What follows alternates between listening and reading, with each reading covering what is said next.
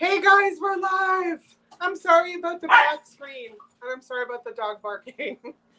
We're live, my friends. I'll let it catch up. I'll let it all catch up. I know there was a black screen. I don't know what I did. I'm still learning. Are you all here? Let me know when you can see me and the dogs. You can see me? Is it no longer a black screen? Hello, hello. Hello, everybody. I'm so glad you guys are here. Hello, Blue Flamingo. Hello, Michelle. Hello, Sarah Lee. Okay. Hello, Nikki. Yeah, the dogs are wild tonight, so may have to put them outside. Hello, Kathy. Hello, Miss Martha. Hey, Kat. Look at you all. Hey, John. Hey, Nikki. Oh, my goodness. Look at you all. Sharon. I have to say hi to everybody. You know how I do. Sarah Lee, if I didn't already say that. Oh, my goodness. Look at all these. Hey, Book. And Martha was first. Well played, Martha. Hi, Janine. Hey, hey, Picasso Cat Kathy. Hey, Norma Jean. Hey, Mary Jo. Oh, you guys are so great to be here. The dog. Hey, Patdoodles. She's in the green room saying hi to everyone. So we have, well, first of all, we have signs. You guys ready? Welcome to the Vintage Variety Show. This is going to be my sign forever. Hello, Leona. This will be my sign forever. Because why not? Hey, Gina. So, first, hey, David. First, as always, I want to say hello to Miss Kathy, Miss Pat, and Miss Sandy, who don't say a lot in the chats. So, welcome to Vintage Variety Show. Today we have 3 special guests that I am so excited about, and hopefully you've already seen or heard mention of them. So, we have Pat, Miss Pat, I call her from Patdoodles. We have Kim from Oh My Vintage, and we have Katherine Young. And I think it's Cat Young Creates on Instagram. So, but I'll give you all their info as we go along. So they each have something to share with you, some stories, some goodies, some tips. Miss Pat just told me some tips she's going to share with you guys that I'm really excited to hear about. And in between, we're going to play some games, and I'll walk you through that. So, hey, Trisha. Hey, did I say hey, Norma Jean? Hey, Norma Jean. Hey, everyone. Thank you so much for being here. I love the idea of this show and the community it creates. And so I really love that you guys are here with us. So first, though, we're always going to start with good news. Good news, because that's important. Let's start to feel good. So I would like you guys to share in the chats some of your good news so that we can all read it together. And while you're doing that, typing in some of your good news for all of us to congratulate you on or virtually hug you about, I'll share a couple of mine. So the dogs are going to be loud. Hey there. Yeah, the pups are here. So good news for me. Let's see. On Trisha's channel yesterday, I won one of Miss Patdoodles' dolls that she made with recycled items, and I cannot wait to get it. So that's one of my good news. Another piece of good news. Well, hi Susan. My family's happy and healthy, so that's great. And I do start my job teaching back to full classes on Monday. So that's awesome. And let's see, anything else? I had a great time with Misty yesterday. So if any of you didn't have to catch it if you didn't need to, but that was a lot of fun and I really appreciate Misty. So that was a great sale. And so that's my good news. So let's see what you guys have. So David's on vacation. Michael didn't forget to come here. Mike didn't. Let's see. Come on, guys. Put in your good news. Okay, the good news is Michelle got her car fixed. That's the good news we're going to concentrate on. And Vintage Digs is getting her AC on Saturday. That's very good news because it is hot everywhere. So keep putting in your good news. I totally appreciate it. Janine's on vacation. There's puppy wrestling. Yes, Lynn. Just for you, baby. Just for you. And others. But yeah, this is the hour they're going to throw all the pillows off the couch. Kathy's making delicious pie. Well done, Kathy. In the heat, Kathy. In the heat.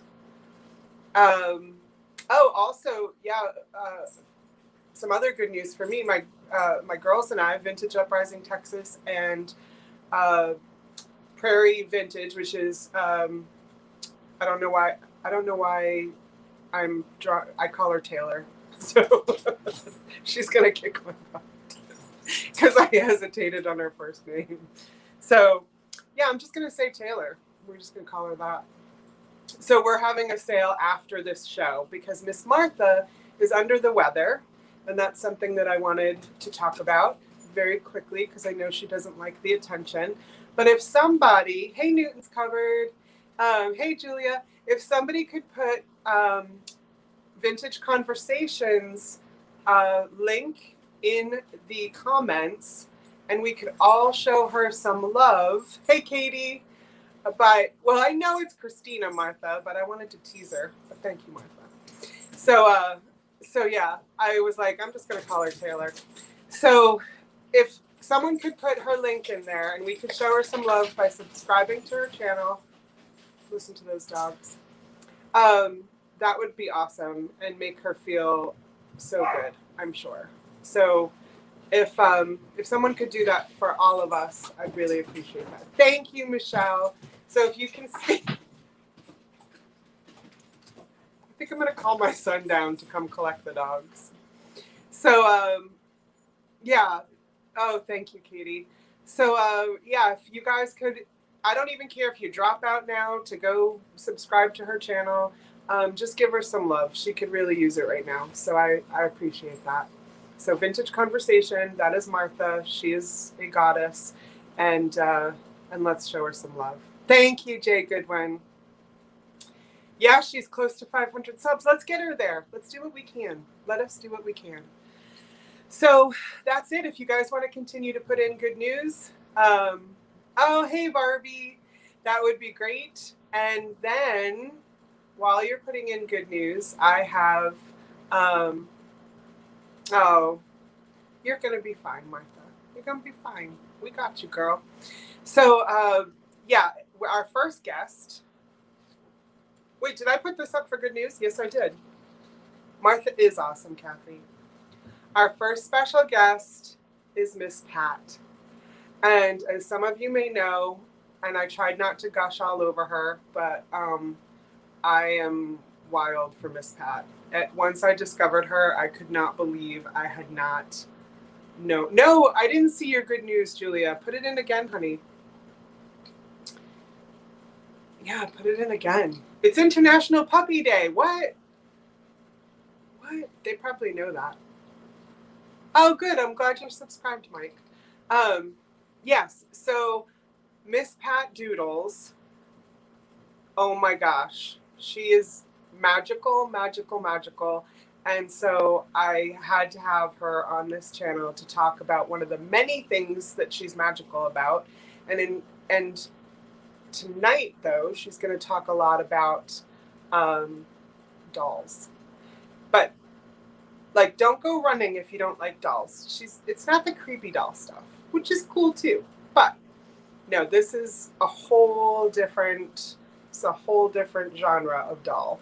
So I am going to, yes, she is amazing. Yes.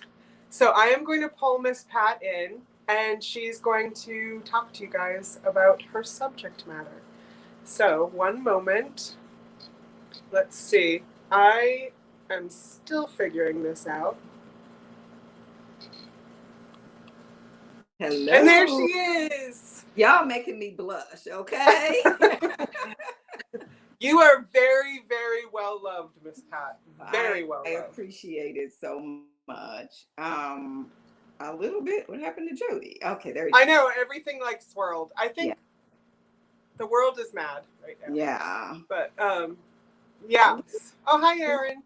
A little bit So about myself. yes, please. Well, my name is Patrica, and I came up with the name Patdoodles because, of course, everybody call me Pat, and I just love doodling and drawing, and I mean, it's just like a gift from above. Okay, he just gave it to me, and I try to use it and step up to the plate, whenever possible, helping other people learn more about the craft, teaching the craft, just whatever. So I'm hoping that I'll be able to do a lot more tutorials and stuff on how to do some of the items and things like that.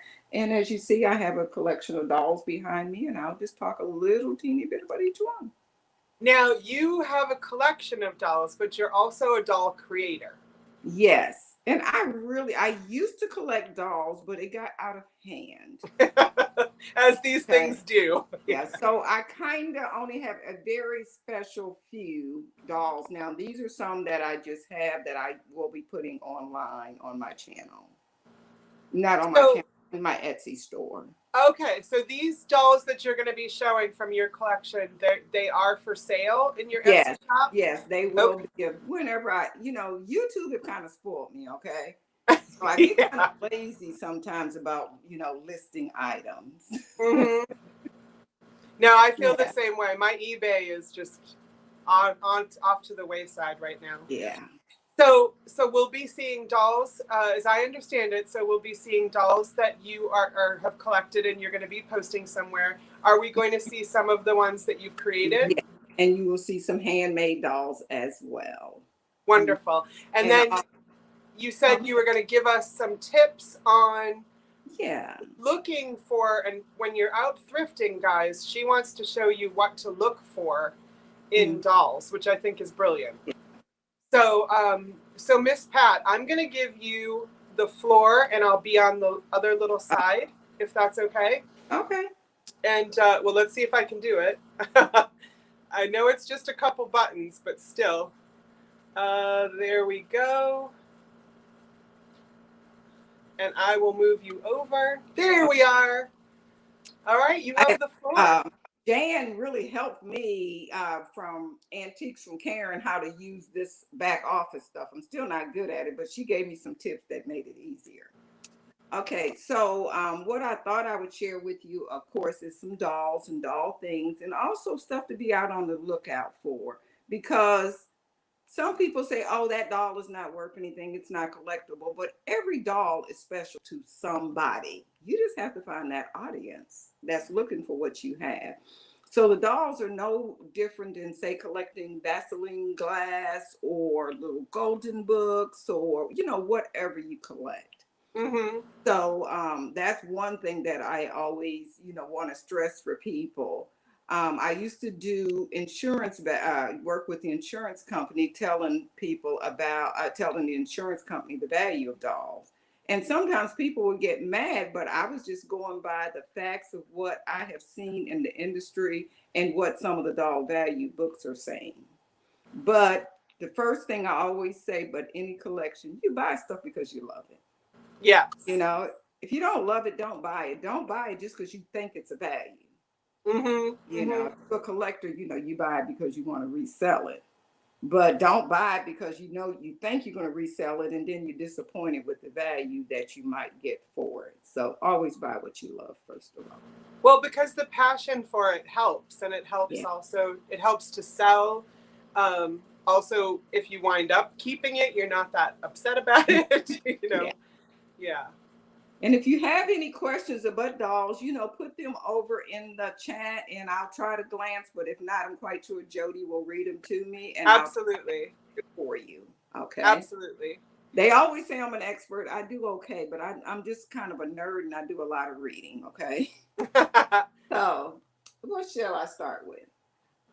Everybody remembers Raggedy Ann and Andy. Mm-hmm.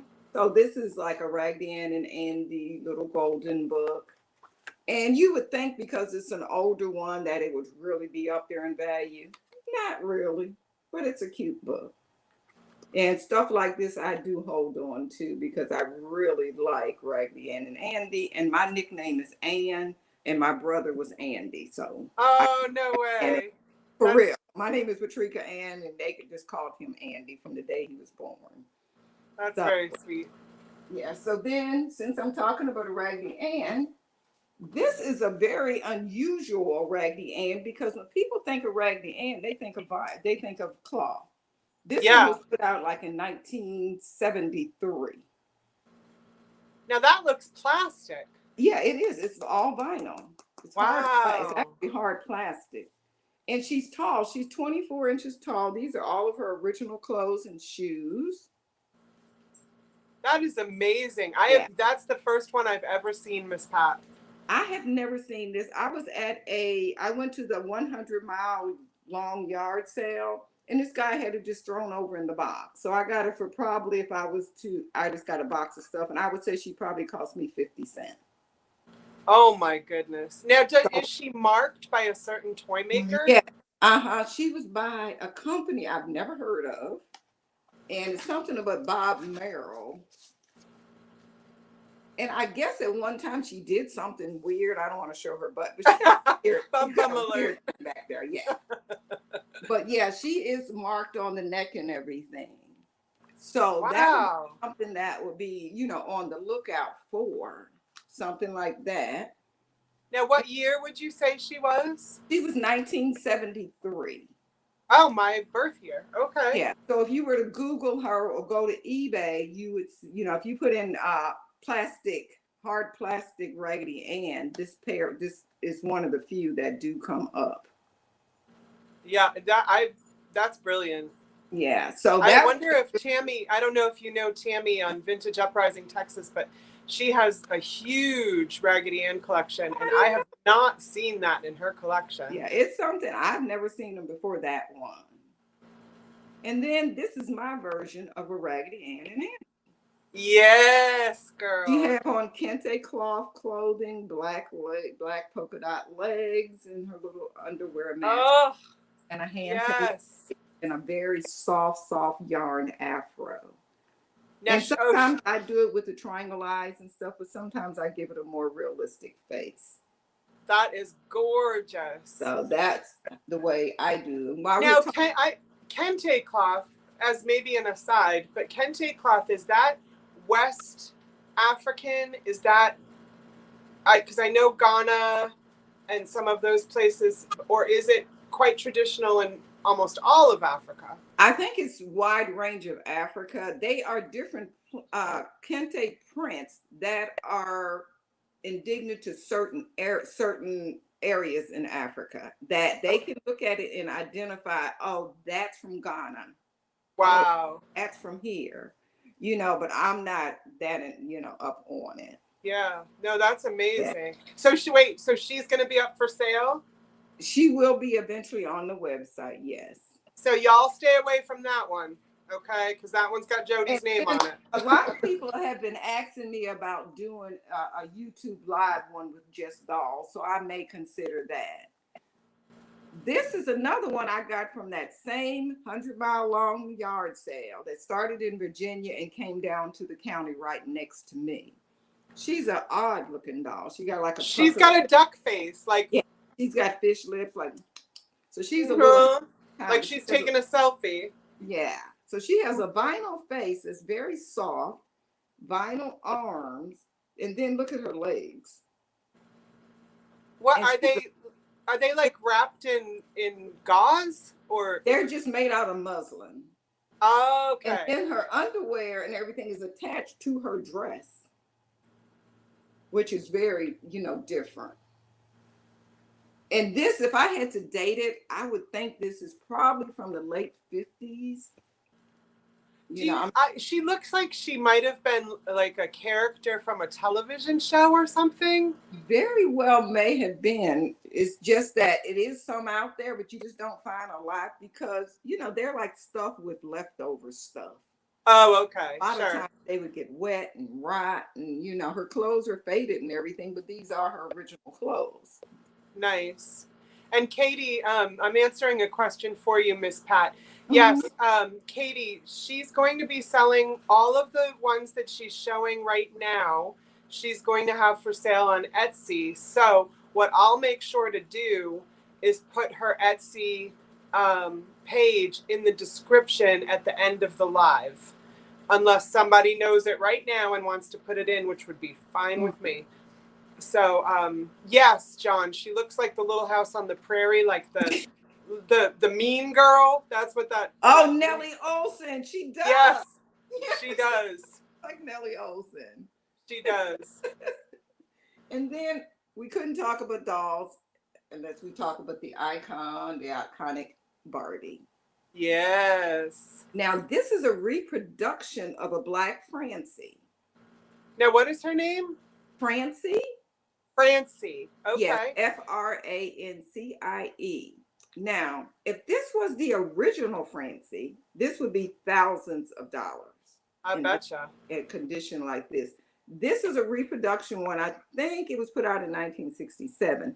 And this is some beautiful vintage fabric that I bought from Trisha of Sandy and I. Oh, no way. Yes. Did you, and so you made the dress? Yeah, so I made her dress.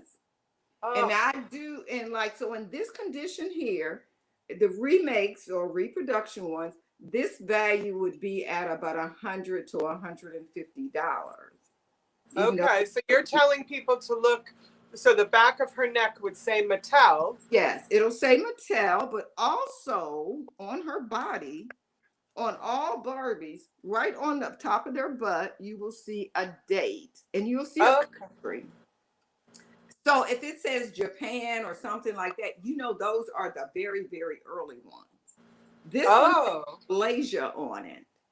So you know this is from like the 60s to 70s. Even I think some may still be marked Malaysia now, but very few. Wow. So that's a hint for Barbie.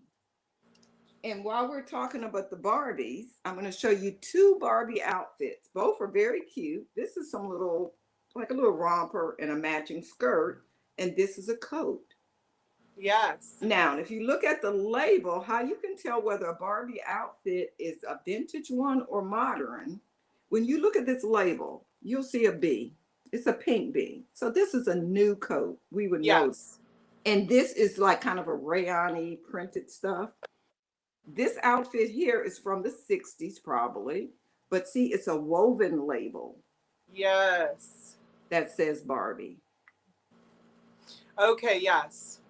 Now So that's what, 1950s or 60s? 60s, yeah, the 60s. Okay. Probably, yeah, 60s. And like this outfit, say, would be worth $50 or $60.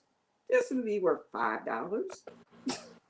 Yeah, right. So look for the labels when you're out. If you see a bag of Barbie clothes, if you can see the labels.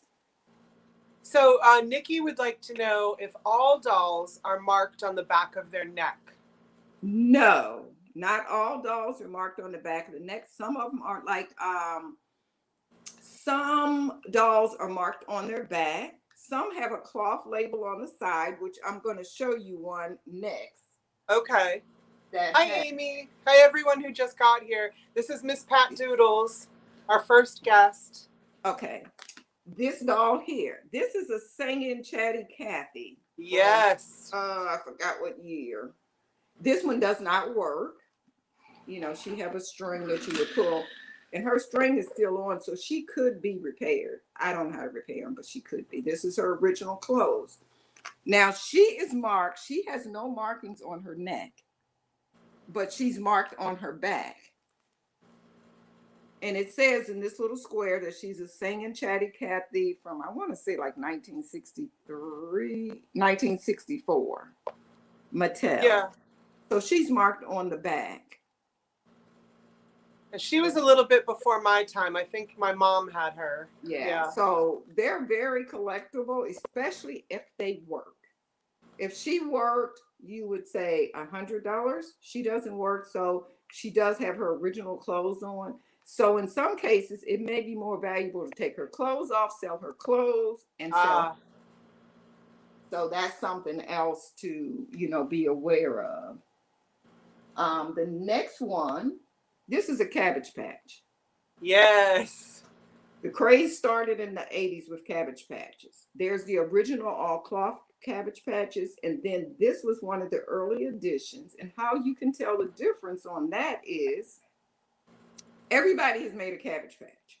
Right. But the early ones, and on all of them, I think they still have his signatures on the butt, but on this little tag here, it'll say, like this one here says 2004 original Appalachian artworks. So this would be somewhat of an earlier, where some of them say Coleco, some of them say Hasbro. Now I think Mattel even has it, you know. So they would just continually be sold. Okay. I So always they're want- still making them. Yes. Michelle, Okay. your mother didn't want to wait in line. Michelle, we're gonna have to get Michelle a Cabbage Patch. Well, I waited in line at Kmart to get one. The line wasn't too long. Gina, I like your style. So now the Cabbage Patches. So my antique store that I go to, there's a lady with a lovely booth, and I should probably just do a live from her booth, just so Miss Pat can tell me what I'm seeing, because it's just all dolls. I picked up quite a few that meant something to me in my childhood, but I really don't know what I'm looking for, what the proper prices are, and so forth. I know that they had a Cabbage Patch that looked almost exactly like the dark hair, the dark skin with the ponytails, and what would I look for to know if she was valuable or what I should pay? Look on the label on her, in her, that's sewn into her side. And now if does it have a cloth face or vinyl face? Aha. So cloth face would be older. Yeah. If the cloth face was the original ones put out by Xavier Roberts in like 1999 or something like that, 2000. Because before, the only way you could get the original Cabbage Patch dolls were to go to Babyland General in Cleveland, Georgia.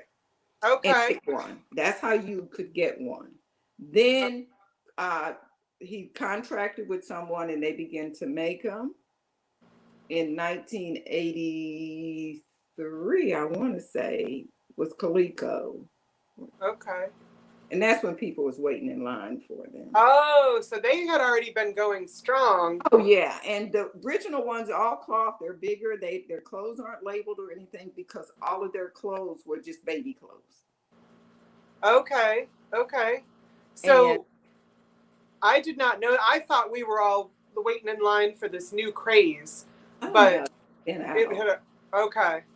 Yeah, and something to be on the lookout for with Cabbage Patch. If you at the store and you see these little fat shoes, they're probably going to be marked in Hong Kong or something like that on the bottom. They fit the Cabbage Patch dolls and they fit my child dolls. You can sell this pair of shoes for $20. Ah. And believe it or not, you can sell one of them for like $9 on eBay. Oh my goodness. We're always trying to find matching shoes. So if you're selling these things, if you're somebody in the chats and you're somebody who kind of likes to look for things to resell and also to, keep out of the dumpsters, you are, what was I going to say? I'm sorry. I had a huge thought, Miss Pat. I had a huge thought. It'll come back. I think what I was trying to say is, look for the names on these items so that you can resell them, to keep them out of the dumpsters. But you're primarily selling to people like yourself who are recreating these dolls, or a lot of people, especially with Cabbage Patches and the dolls from the 80s, a lot of people buying those now because they remember them as children. Okay. They had one, so they want to go back and recapture. Like I sold a Hug-a-Bunch at the doll show last couple of weeks, and the lady was so thrilled. She said she hadn't seen one, and that was the exact one she had. And she I like dolls though, but I gotta get her. So it's memories. Beautiful. It's that warm, cozy feeling. Yes, indeed. Yeah. The other good evening to everybody who just came in. Thank you so much for being here. And I see Vintage Diggs, she said she still had her Cabbage Patch. She went to Babyland General. Oh, yeah. That's amazing, Gina. The other big name in dolls, of course, is Madame Alexander's, and they've been around forever. Yeah. They used to be so hot, you could sell them for whatever. Now you barely can give them away. Isn't that interesting? You know, this doll new probably costed, I would say maybe $89, $90, $100 maybe. Now I think I have what? I have $40 on them. Oh, and wow. I'm lucky to get 40. Now, But, why do you think that happened? They just went out of vogue? well, I think they flooded the market or something. I'm not sure. And not most Madame Alexander, a lot of Madame Alexanders, you can't get much for. But like you take her, for instance, this is an Elise by Madame Alexander. And I don't know if they didn't produce as many of them or anything. These are all her original clothes and shoes. And on this one, I have $125. Yes. Okay. She's So, beautiful. yeah. So, but she has a beautiful face. I don't think as many of these was produced as once they really started putting these out. Okay. Yeah, they even have them at McDonald's. Yes, they do. Right. Right. Yeah. So, so it's no rhyme or reason why. And okay, I got two more things to show, and then that'll be about it, really.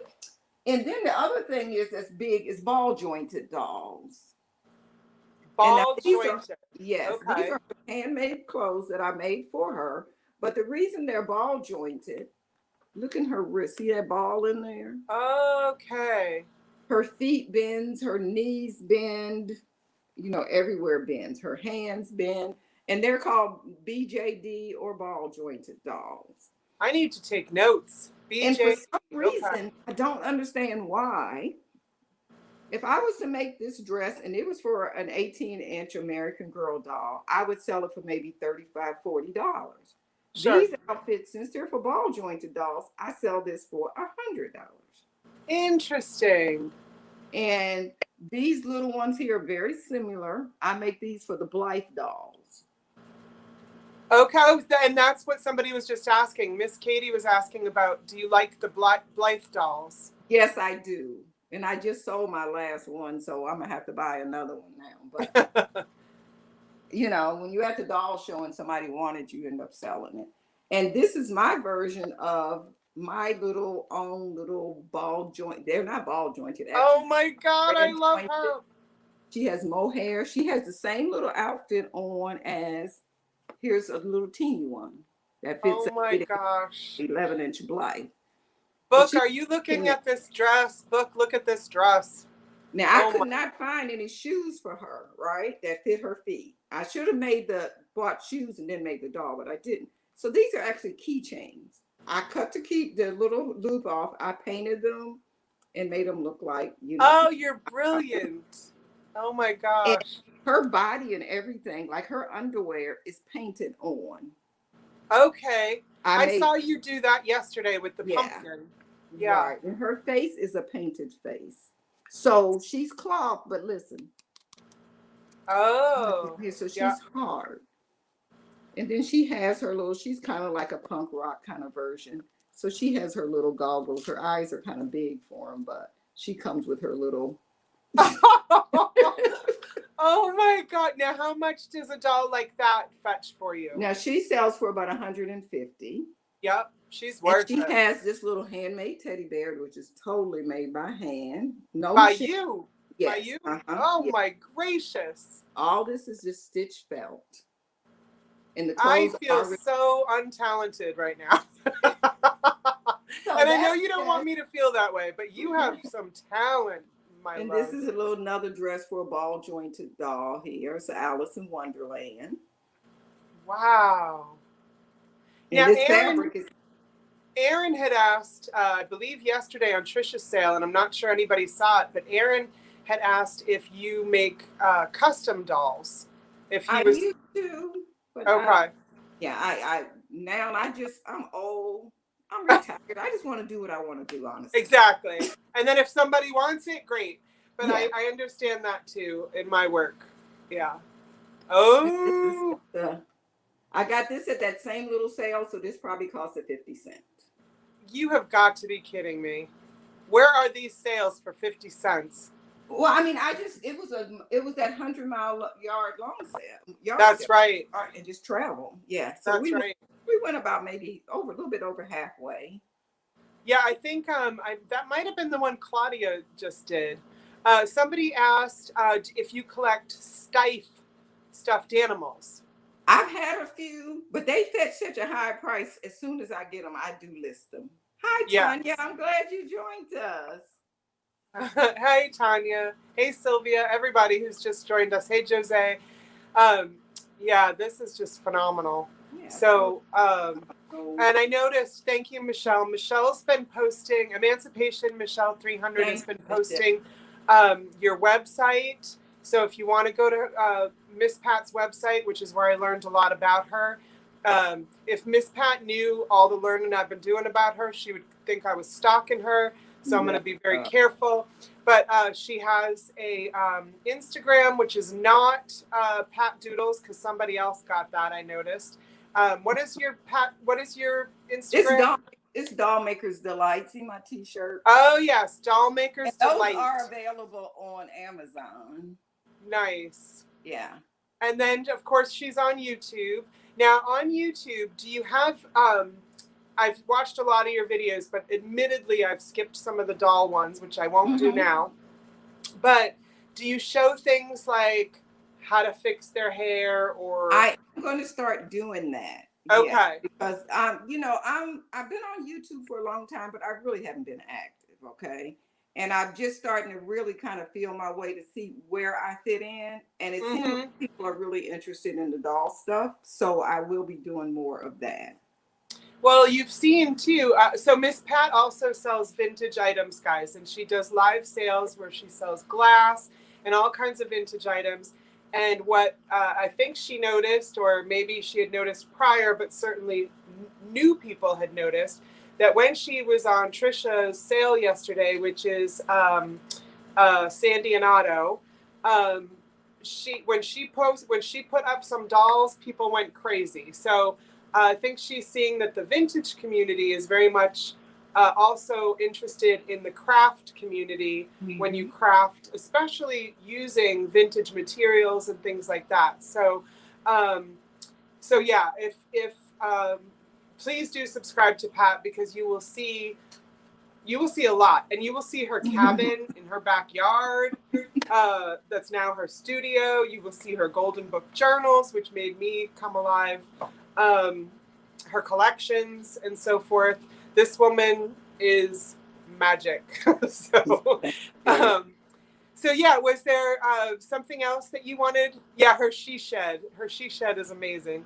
Was there anything else that you wanted to show us? No, I didn't want to take up too much time, so I just brought, what I've just showed. Only other thing I did have was this Jenny doll, and if we had enough time, I was going to talk a little bit about it. Please do, because Jenny doll was the one I grew up with and was my favorite.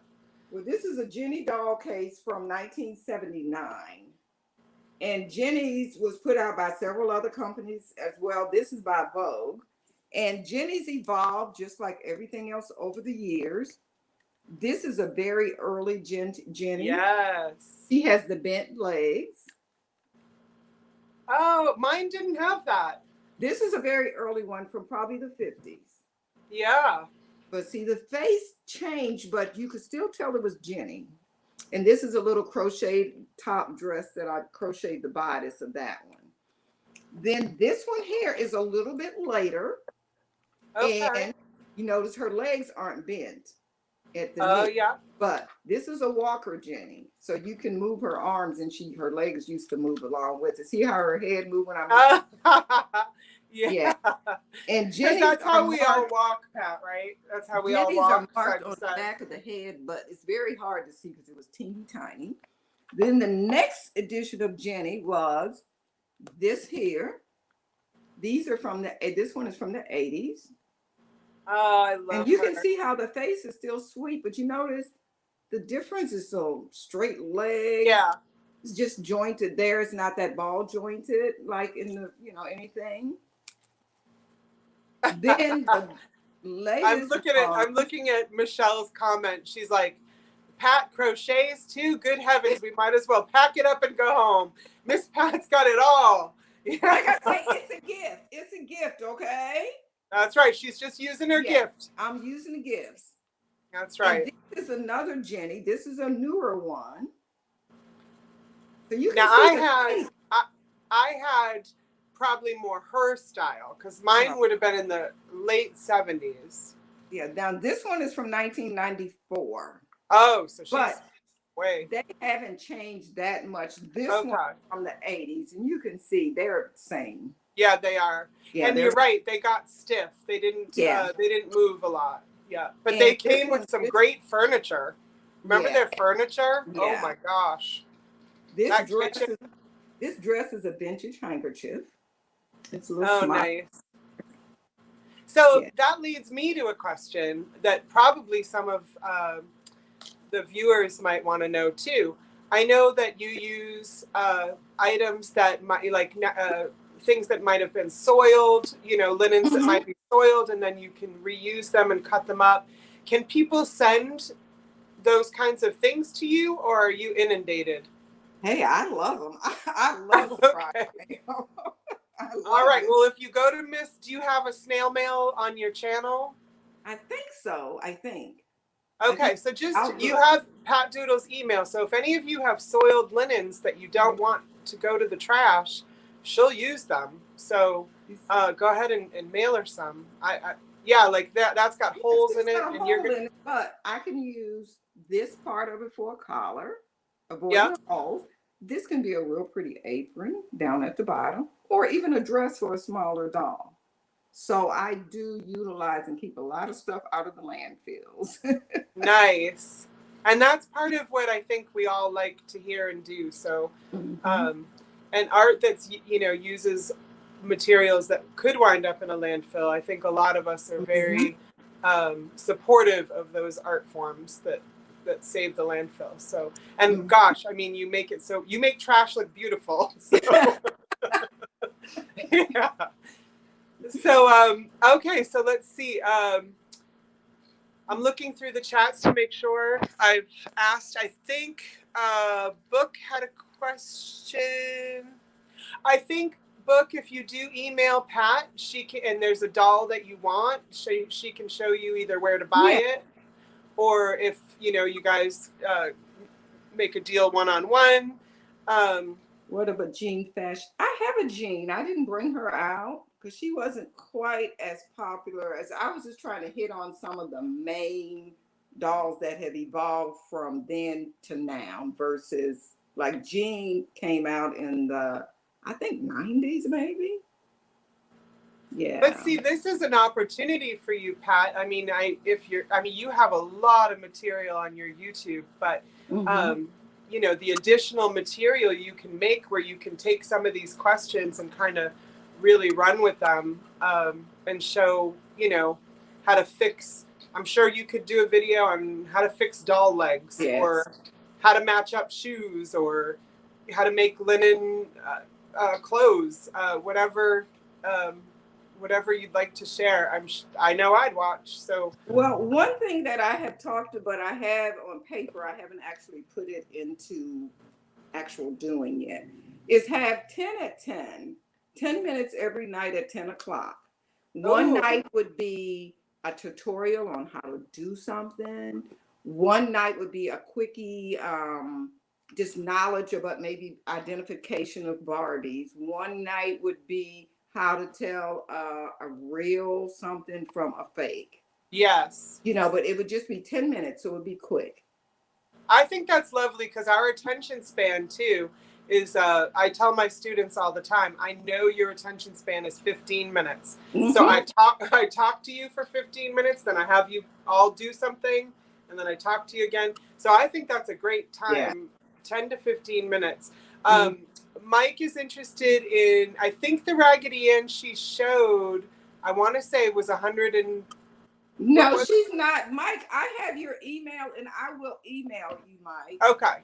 I have your email because he had sent me an email and I will email you. Okay, perfect. doilies as well. I've seen her use doilies. In fact, I think the doll I bought from her that I can't wait to get, I feel well, like also Book, I think Book bought one of my purses using, and I don't have any of those right this minute, but I also make vintage pocketbooks using all vintage doilies and stuff, and they are gorgeous. And let's go home, Michelle. Let's go home, Michelle. Yeah. She does it all. No, I did them on the show one day, and I think Book got one. I know Margot from, can't think of her name right now. I tell you, getting old or something else, your mind kind of play games. But Margot, she bought 3 of them, I think. She was like snapping them up before anybody else could get it. Oh, my dear friend Tree is here, and Tree is also a creator of the most beautiful art. Road Trash Critters is her Instagram, and she grabs things that she finds on her walks in that is trash, and she incorporates them into these beautiful embroidery pieces that I really do have to show the ones I own someday. Okay. And she's asking, does the type of fabric matter? Because she has rayon handkerchiefs. It doesn't make a difference. I use any kind of fabrics. You know, I mean, even like I'm working on some dolls, and I bought some dish towels today because it was really, really pretty. Oh, nice. And so there you go, Tree. Tree, we can put a box together, you and me, and send it to Miss Pat. Purses? Did I hear purses? Yes, you heard purses. So I think Book, she's saying yes, she could use unused doilies. Yeah. Her Instagram again, she's wearing the shirt. What's your Instagram again? Or it's just Doll Maker's Delight. Doll Maker's Delight. And Tree, can you put in your Instagram as well? Yeah, Tree? put in yours, because I would love to go and check you out, and I'm not familiar with yours. Oh yeah, she's a dear friend. She's in Maine as well. Okay, Miss Pat, thank you so much. Okay. I would keep you here forever because I would. And one last question: do you use tulle as well? Yes, I do. Okay, so you're going to be getting some boxes, Miss Pat, is what I think is happening. And I love you for it. And yes, Tree just put in, it's at Road Trash Critters, and everybody, honest to God, go see that too. It is how she makes stuff from trash on the side of the road blows my mind. So she's cleaning up the streets, my friends. Yes. So let's play our 20 questions game. Okay. So let me explain a little bit about it. For those of you who are new to this show, it's only our 2nd episode, so that's probably going to be a lot of you. And thank you all for being here. So what's going to happen is Miss Pat has an item that she is not going to show you. Okay? She is going to answer questions, 20 questions. I'm going to help ask them. Where, thank you, Mike, where she is... you're going to try to guess the item. Now, certainly if you guess the item, like last week, somebody guessed that Michelle had a paint by number. Vintage Uprising, is it a doll? No. She's like, is it a Raggedy Ann? That's the one who collects Raggedy Anns. Hi, Janice. So basically, I'm going to start with a hint. Then you guys throw in your questions. I will ask them of Pat. I'm going to pick the ones to ask. Sometimes y'all get it in 5 questions. Sometimes you get it in 20. I think last week somebody got it on the 20th question, which was great. But you're still not going to know, even like, let's say you guess uranium glass, and that's what she has. It's not what she has. But let's say that it's uranium glass. You're going to then bid on receiving that item, but you're going to know a little bit about it, but not everything about it. So you're going to be surprised by it. And let's see, Miss, hi, Marty. Thank you so much. And what's going to happen is Miss Pat's going to keep it quiet till you receive the item. And then she can post about it once you've received it, and you can post about it so that people kind of get some closure into seeing what it is. And Nikki and John, what was that hashtag that we were going to use? I think it was blind date something. where we were going to hashtag that so that people could see what everybody was getting by looking at that hashtag. So put that in when you're ready. I think John made it up. So I forgot to write it down. Shame on me. So okay, blind date buying. Okay, so hashtag blind date buying, because it really is like a blind date you have with this vintage or hand created piece. Yeah, I gotta write that down. Yeah, write it down too, so I can. Blind date buying. Okay, everybody write that down, because that's what you're going to want to look for to see what it is that people are buying on this show. And all three of my guests tonight are going to do blind date selling. So that you get an opportunity to get something cool and just have a fun game. Okay, so we're going to start the game. So Miss Pat's item, your hint is that Miss Pat's item was made by her.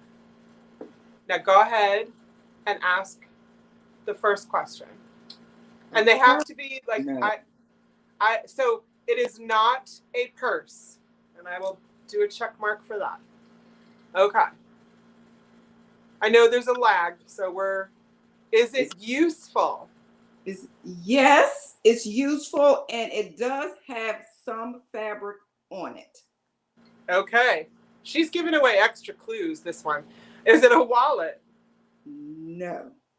What? Is it crocheted? It does have a little bit of crochet on it. Okay. Is it a piece of furniture? Yes, is it a piece of... that way I can bring it to you in Winston. No, it's not furniture. Somebody got I see it, but I'm gonna wait. Is it a shirt? It's not a shirt. No. Nikki, I think she did this last time too. That little puke. Is it a journal, Miss Pat?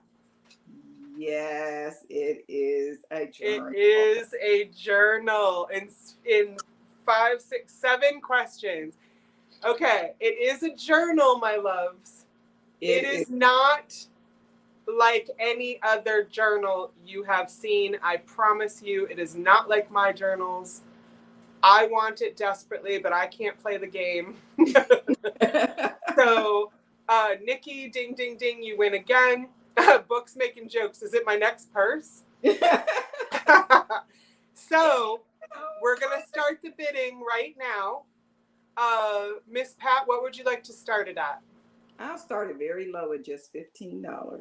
$15, you guys. We'll start the bidding at $15. Mm-hmm. I can tell you that I will say this.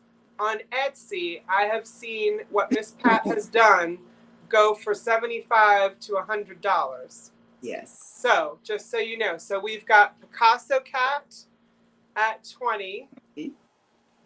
And I'll let it, I'll let some things come in and out before we count down. Mm-hmm. Miss Pat's like me. She counts down quicker than we should. I mean, it is really a one of a kind. Yes, it most certainly is. Yeah. So I've got Janine Anderson at $35. And I see there's a lag because people aren't seeing the other prices come through. Yeah. I know you have a bad lag. So we're going to take it slow. And see where we go. Mm-hmm. All right. I bet you what's going to happen is a bunch of the chat's going to blow up. Like, yeah, bad lag. I'm sorry about that. It has some of everything we talked about, just about. That is true. I saw it myself. That's true. Every single thing we talked about is kind of included in this journal. For sure. Mm-hmm. All right, I'm going to personally give it, I'll give it 10 more seconds to see if any, okay. So Angelica's at 40. Hi, Debbie. She's a sweetheart, isn't she, Debbie? Yes, she is. And a lot of you, Debbie. It really does. Oh, Debbie, I mean, every single person on here who's bid would absolutely love it. Yeah. Absolutely. And once it's seen and known, we should all try to order some. Janine is at 45, and I'm going to give it,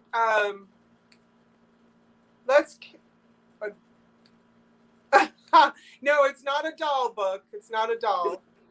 Okay, and Debbie's coming back at 50. So do you want to start to count it down? Go count it down. Miss Pat's going to count it down, guys. 5. I would count from 10, sweetheart, because of the lag. Okay, 10. Yeah. 10. Not. You do it like I do. 10, 9, 8, 7, 6, 5, 4,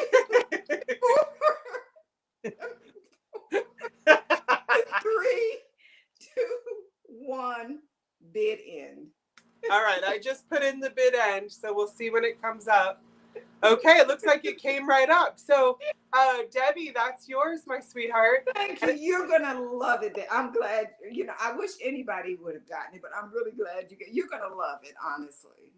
Yeah. Oh no doubt. And so, Debbie, when you get it, you can go ahead and post about it, and then Miss Pat will post about it, and you guys know how to talk to each other, I'm sure. So I'm sure you guys can figure that out. Oh, your face. You know my face, look.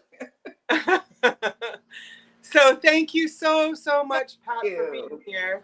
I feel honored, honestly. I really appreciate you for inviting me. Well, I feel honored because you have no idea how obsessed I am with creativity and your kindness too. It's not just your creativity, it's your kindness. So, so Miss Pat is going to come back at the end of the show to say goodnight. Right? Is that correct? Yes. Okay. I don't want to keep you if you can't stay. So I'm going to put Miss Pat back in the green room. I hate putting people back there. I feel like I'm putting them in the corner, and it doesn't feel good. But I want to bring out the next guest. So thank you all. I see you're getting a lot of love from people. And please do subscribe to her channel. I would love to see Pat get to over 1,000.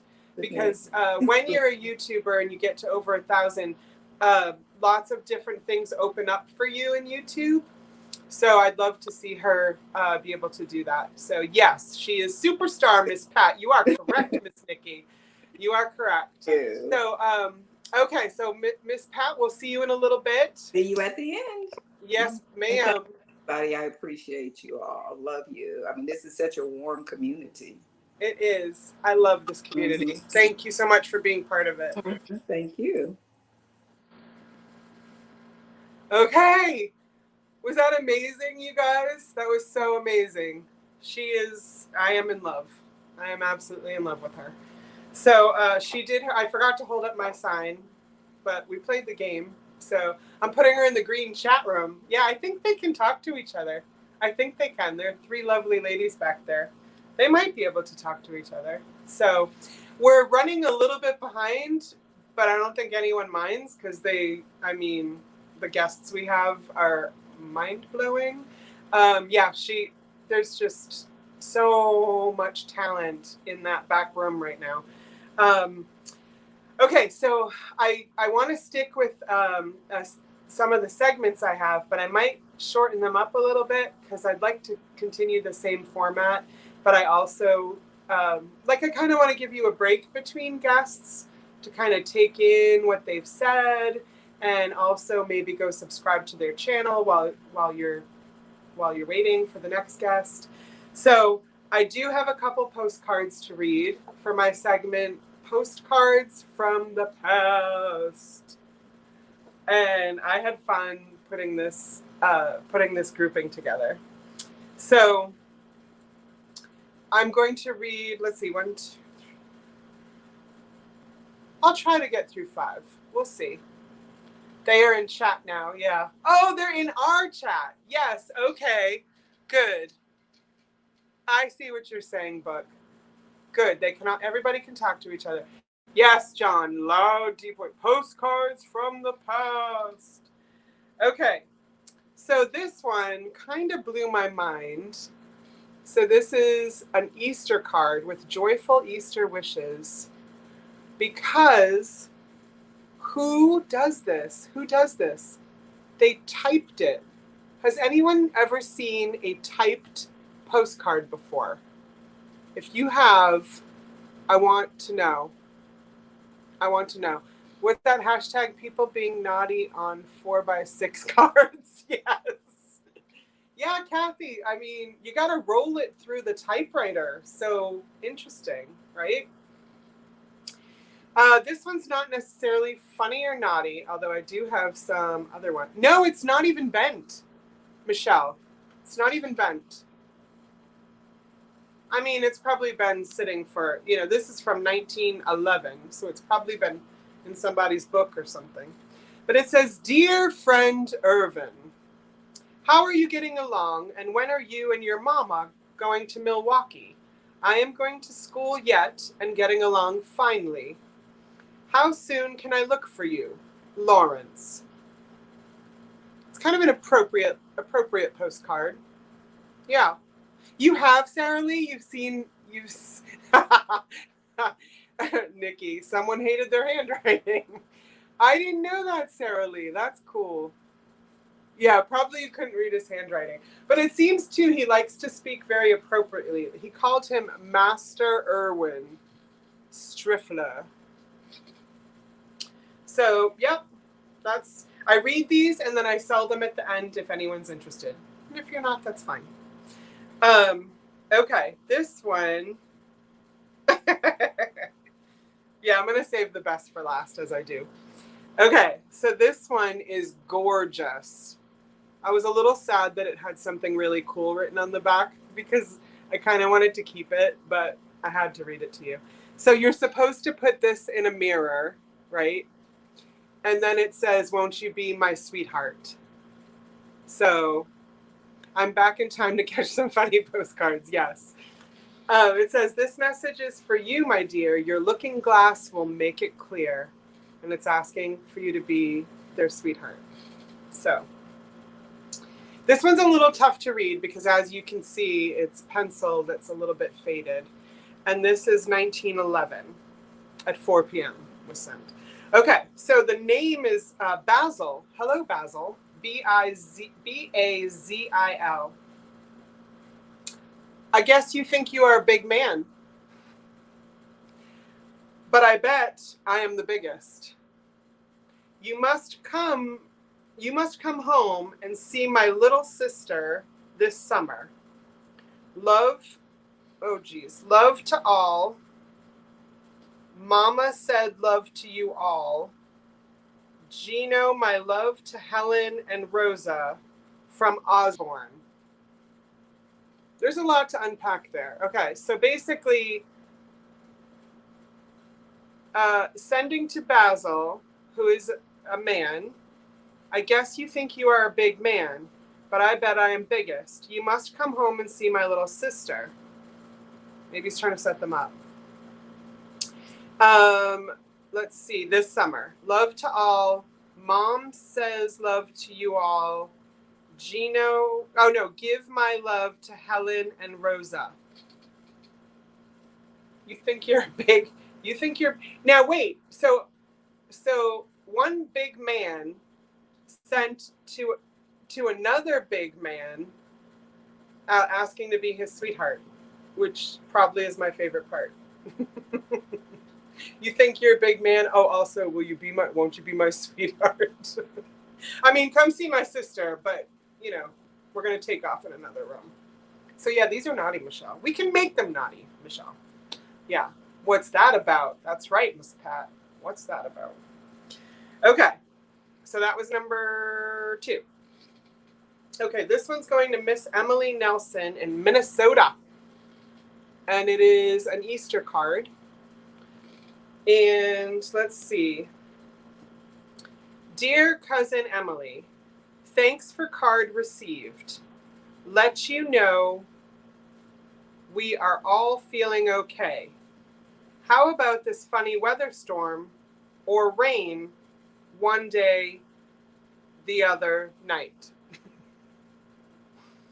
I don't like it very much. We are at choir practice Sunday, SPOS, and they literally did SPOSC, like suppose. SPOS, you have all kinds of parties, so usual we don't have that kind of fun. Oh, we don't have that kind of fun nowadays. I wish we could have something like it, then it turns. Like very much to come up visit with you sometime. The card is small. Goodbye. Your cousin.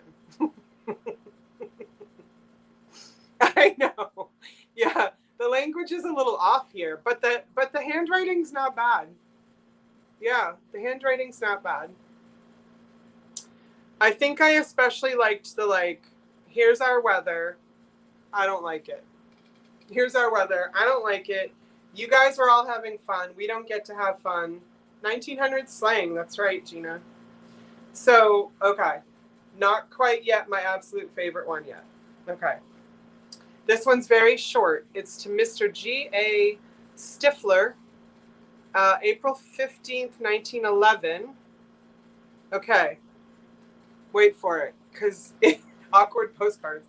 If you're going to miss it, because it's, don't sneeze, because it's one line. Okay. No, it's 2 lines. How are you? I'm having a good time. Irvine.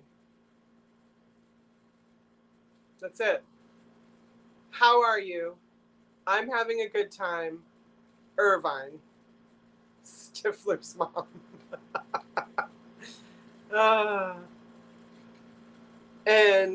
But look at the card. It has a kingfisher and ducks. It's so beautiful. I liked the weather. Do you like? Yeah. There is a little redundancy. So yes, a little man wrote that for sure. Mom was like, write to your Uncle Stifler or whatever. How are you? I'm having a good time, Irvine. Okay, here's my absolute favorite. This is my absolute favorite. I hope this guy is not a creeper. Okay? Let's just, it's the past. We can rewrite history. This is October 25th, 1909. This could either be so beautiful or creepy. I'm going to go with beautiful. So first of all, look at the card. Okay? And the card clearly has a message that this person wants to send. So it says, by sea or land, you'll understand. By this, I long to clasp your hand. So kind of a love message, right?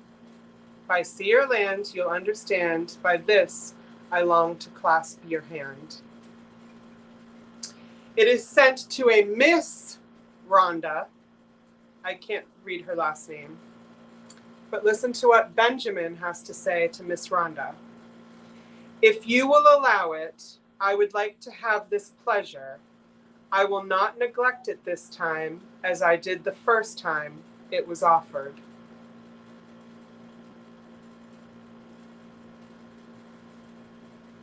Was she offering her hand? Dating? Something more? If you will allow it, I would like to have this pleasure. I will not neglect it this time, as I did the first time it was offered. From Raymond. To Miss Rhonda. That's cool, right? That's interesting. Could be a scandal, could be marriage. But I'm interested, Nikki, would a woman propose marriage? I'm not sure. Yeah, scandalous, whoa. White van with candy inside, stranger. Oh, yeah. Yeah, this is cool. It's a mystery. Okay. So I have these, one written by a child, one perhaps scandalous, one about the weather, one about, I guess you think you're a big man, and the typewriter typed one. So if anybody wants these, there are 1, 2, 3, are there 5? There are 5 on the front. It looks like 3 are Easter, 1 is Valentine's, and 1 is the love card. I'm gonna say $12 for these 5 cards, if you would like them, to whoever types in the letter, the first person to type in the letter P for postcards. And I'll wait a hot second, and then we're gonna meet Miss Kim. She hustled, he ran. And then he was like, I'm not getting any other offers, so does the offer still stand? No to seconds, Mayberry. Okay, Barbara, you would like them? I see Barbara first. Thank you, Barbie. I know you love postcards. And Miss Barbie, I would like you to come on the show and read some postcards and show some postcards. Miss Katherine and I talked about this. So, Miss Barbara, those are yours, honey, and I know how to find you. So let me just write that and enjoy those. Okay, so on to, thank you all. That was fun. Do you guys let me know if you like the postcard reading. Okay, we are on to special guest, Miss Kim. And you may all know her from Oh My Vintage. And I bought these, every time you see me touch my, I bought these from Miss Kim. So, and her husband, Patrick, who is a doll. So, you hope she was out. Oh, the lady, like, yeah, I'm not interested. So, okay, so I am going to introduce Miss Kim. She has a special collection that she wants to introduce herself. So, are you ready, Miss Kim? Here she comes. Oh, I'm sorry, Miss Kim, hold on. Don't say anything yet. I want you to, oh, wait, Miss Kim, hold on. I need IT support. Okay. Oh my goodness. Well, that's how beautiful Miss Kim is. Okay, now we're together. Okay. Yay. Hi, everyone. Hello, Miss Kim. So yeah, I'm definitely gonna give you the floor after, but yeah, please. I know a lot of people in here know you, and I love that. But some don't. There's some new people here. So if you could please tell us a few things about yourself, I would love that. We would love that. Well, my name is Kim, and I have a YouTube channel called Oh My Vintage, and I started out selling vintage clothing, jewelry, and accessories on my Etsy shop, and have been doing this for like over 10 plus years. And I started selling more vintage home decor and ephemera and other things, and started selling more on eBay as well. And I have YouTube live sales every Tuesday at 6 p.m. Eastern, where you'll see me and my husband. Well, you'll hear my husband Patrick in the background. But yeah, and yeah, I sell a plethora of different vintage things, and I'm happy to be here tonight. Thank you. I fell in love with you very early on in my whole journey. I certainly didn't meet you 10 or 11 years ago, but in my YouTube journey, you were one of the first people that I found, and your kindness exudes, and when you send a package, Miss Kim, you send love. Like, she draws on it. Oh my God, I bought 2 hankies, and I felt like I had spent $1,000 the way she treated me. So, yeah. So, and Michelle just put Kim's channel in. I am not going to be offended should you jump over there and subscribe to her and then come back, because I know she has some things to show you. And you're getting a lot of love in the chats, Kim. Oh, thank you, everyone. So I know 10 years. She does not look like, yeah.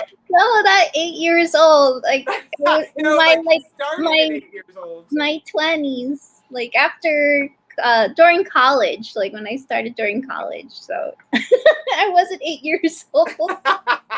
She's bending on the side of the road. Anybody wants some vintage hankies? Yeah. Hey, Cindy. So, yeah, I like I said, I found you early on, and everyone's here saying too that when they buy from you, it's you give them so much love. So, and it's more, I think, Kim, do you find it's like how I already know the answer to this question, but I'll let you answer it. Talk about how important the community is, and like your customers are not just customers to you. I know this. So can you talk a little bit about that? Yes, it's definitely, they're not just customers. I love, really getting to know everyone in the vintage community. Whether it be YouTube or Instagram. I've met before, everything that's happening now. I used to do vintage shows and festivals, and it was always wonderful, meeting people and knowing where these items that I found and where they're going to. And it's just fun to really get to know like what everyone loves to collect, and everyone's different and everyone has different styles. So I really love meeting people who just they share the same interest and get excited just like you and me and everyone in the chat. So it's just really nice, that we all like to share what we love to collect and buy. And it's fun because it's like we made like a little vintage community, like a little family and friends. Oh my gosh, definitely a family. And definitely a family that I see has gotten a lot of people through COVID and other hard times, because we're all talking to each other through this medium, but I think we've really done well with that. I think there's a lot of respect and in the community, and no, very little drama, which is lovely, and just kindness. There's so much kindness. So and you're one of those people who definitely spreads the kindness, which is part of the reason I love you and I want you here. So but yeah, Kim, so you gave a great segue when you talked about collections. So we all have our own collections, but oftentimes sellers, don't show their collections or even talk about them because we are so busy with other things.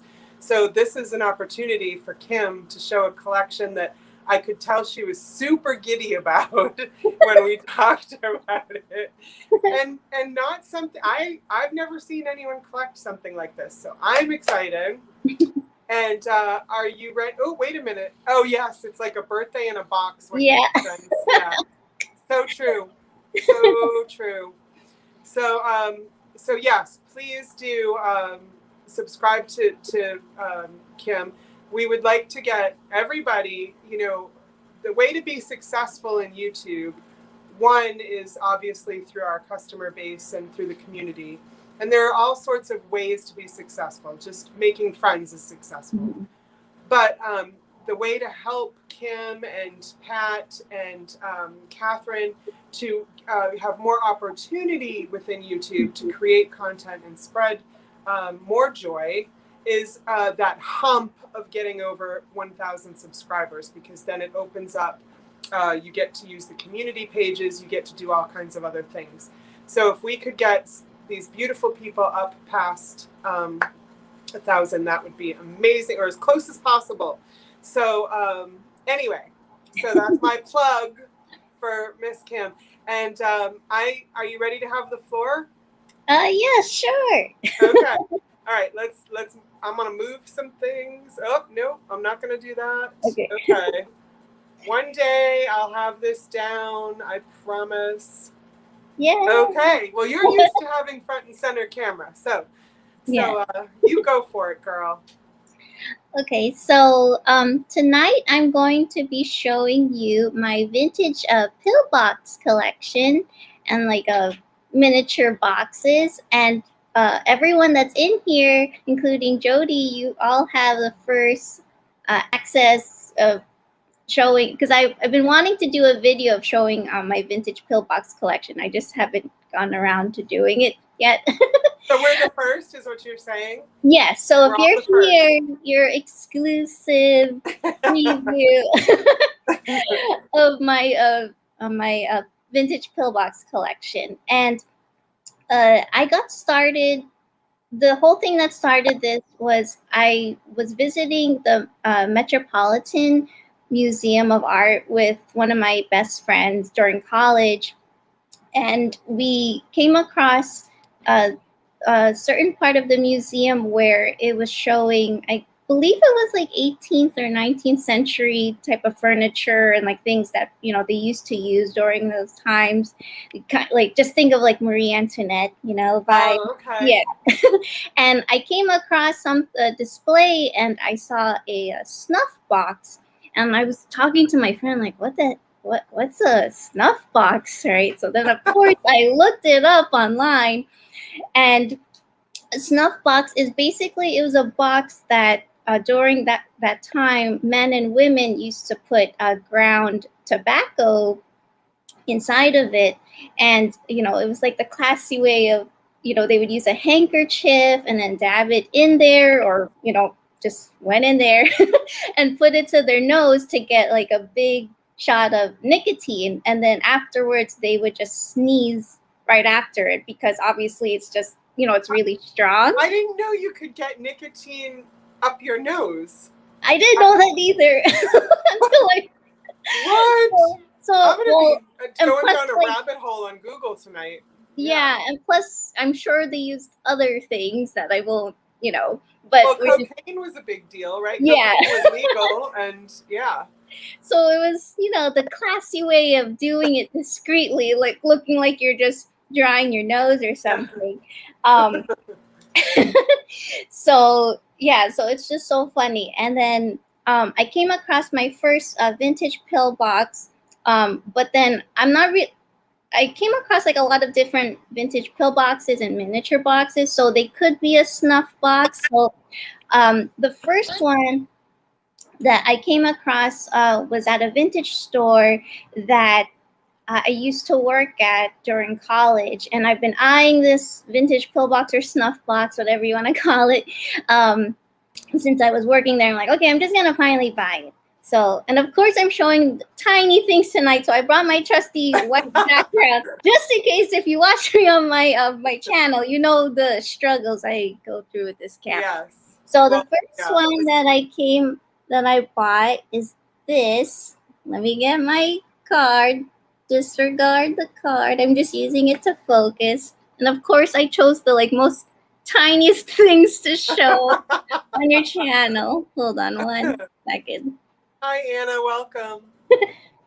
And Patrick's here too. He's in the background. Oh, hi, Patrick. Hello. But it's not focusing right now. But I'll try my best to show you. It is small. Okay, there it is. Okay, so. Oh, we can see it. Yeah. So that looks like a goose, or. Yeah, I thought it was like a peacock of maybe a peacock or something. Okay, Patrick. Okay, the director's here to help me. Yay! We got to, and if anybody wants to see the gorgeous Patrick, he is on Oh My Vintage's Instagram today. She showed a picture of him. Yeah, if you want to see his handsome face, he's here. You guys are too kind. So this is my first one that started my whole collection, and I believe, and it has like a turquoise blue oval like cabochon on top of it, and she has a crown because she's fabulous, Yes, she is. And then, so I think this could have been a snuff box, or even like to hold solid perfume, but it still could hold your pills as well. And this one is from Florenza, I believe. So this had to be like from the 60s, and this was the first one that started it all. There you go. You can see it better. Oh, now. that's perfect. Yeah. So this is when you first talked about this, I was thinking things that you'd keep in your purse or in your coat pocket as a gentleman, but you're talking things that could be put right I mean, this would sit on some kind of a dresser or something. Yeah, so I do have pill boxes and other miniature boxes too. So the ones that I have that I'll be showing as well, you can put in your purse because it has the clasp, like it doesn't open. But this one is like the first one that started my whole collection. Nice. This is the beginning. Thank Yeah. you, Patrick. That's not easy holding those You're up. welcome. I know. You might be back. And it's just so funny because before pills and tablets were made to help with treatments, they used to have like herbs and other elements that were taken with water back then, and then during the Victorian era they started to do like machine press like powder. That's when they started to manufacture pills. So that's during the Victorian era. That's kind of like when the pill boxes like started to come around at the same time. Okay. Yeah. So that was the first one that I acquired. And then And Jeannie is saying that she has a snuff bottle with a tiny little scoop. that's Have awesome. you seen those, Kim? Yes, I've seen the ones also, like it's like the same one like she is talking about. It also, I don't know if you've seen that movie Cruel Intentions with I haven't. But I'm yeah, sure so some like people she have. even had like a necklace that had stuff in it that has the scoop. So it was either like a bottle or it could be like hung on a necklace, and it would just be like, oh, that's just a pretty necklace, but secretly you have stuff in there. Right. You know. Right. I've been to Um, some Grateful Dead shows. I know some of that. Okay, so I'll show you an actual pill box that I have here, and this is. There you go. Oh, Yeah. yeah, that's showing up nice. Yeah, so it's like a gold tone metal pill box that I have with like a curl, like almost looks like a feather, I think, or a leaf, and it has like a little pearl. And this is the one that you would carry in your purse, like stash away in Yeah. your purse. And I believe it's actually lined with like almost feels like velvet, not really felt. But So this is that the one. would be more for pills than it would be for like tobacco or anything. Yeah. This is more of a pill box that you can carry, like your pills or vitamins and tablets in. So this is the one that you can, just throw in your purse or keep by your bedside table. And if anybody has any questions, I've got the chat right up, so I will be sure to ask Kim any of those questions. People are saying that's very elegant and fancy. Not too difficult, please. Yeah, don't ask her the manufacturer's name or yeah. But yeah, so I'll show you some more. I have this one is very beautiful. I got this, I believe, maybe 2 years ago at an estate sale, and this one's like an oval one. Let's go. Oh, it'll focus in a minute. Yeah, it has like a red resin in it. Yeah, it looks like you might need to do the postcard trick. Yeah. Sorry about this. Look, the picture. The director is helping me again. There you go. Okay. There you go. Yeah. The director is wise. This one has like a red, like it almost looks like resin to me. And I just thought it was so cool because it's an oval one. It just looks so fancy for, your pills and whatnot. Let me get my hand before it goes out of focus. But it's just so cute. And see, it'll really hold your pills. Yeah, Katherine, it's like the Eye of Saruman or something. Yeah. Or on Unfortunate Events Eye. Yeah. Yeah, it's kind of, Catherine said it kind of looks like an eye. And I thought it was really cool. And it has like a flower in the center of this one. So I just like finding like the different shapes of each Yeah, one. where do you find them, Kim? Oh, there you go. Yay! Yeah, that's perfect. Yeah, so you can see like the flower in the center, and I found this one at an estate sale. I believe the house that I found this at was actually, the house was built like in the early 1900s. To the point like it didn't even have like, you know, central air and like all the Right, right. original doors and everything. So I was really excited to get this. So it was just fun to, you know, like I'm buying like a piece of history from that home. Oh yeah. And Sarah Lee is saying that's one of the things I forgot about too, is that opium was legal and well used in various different countries and cultures, and so they would have bottle necklaces to keep the opium in. But Oh it's mostly the pill boxes that you're interested in, right? yeah, I find like I like either kind of like the boxes with the lids. I also saw when I started collecting more that some of the besides being used as snuff boxes, they were also used as something called like a patch box, and it basically held like black beauty marks for women to use so that they could like like accentuate like their, you know, their best features on their face. So Oh, like yeah, so they would want to like they want to show put a beauty mark like near their lips or their eyes or something. oh, So that's so fun. yeah, so I thought that was like really interesting, you know, besides using it for your pills and lip balm and whatnot. And Miss Pat says, how do you tell, this is a great question, how do you tell the difference when you're outsourcing or thrifting or antiquing between a pill box and a trinket box? Well, I think sometimes the sorry, sometimes the pill boxes are definitely smaller.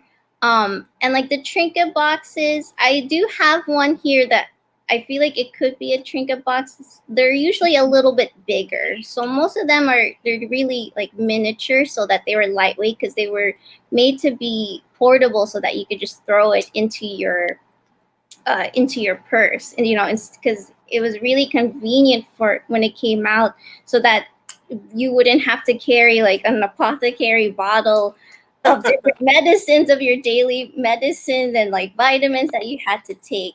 So And yeah, trinket boxes tend to be a little more ornate, I would think, maybe. yeah. Okay. I mean, the pillboxes, they're definite. The ones that I'll be showing, they started using more of like gemstones or like Italian Okay. micro mosaics. But it's really like what made it like miniature,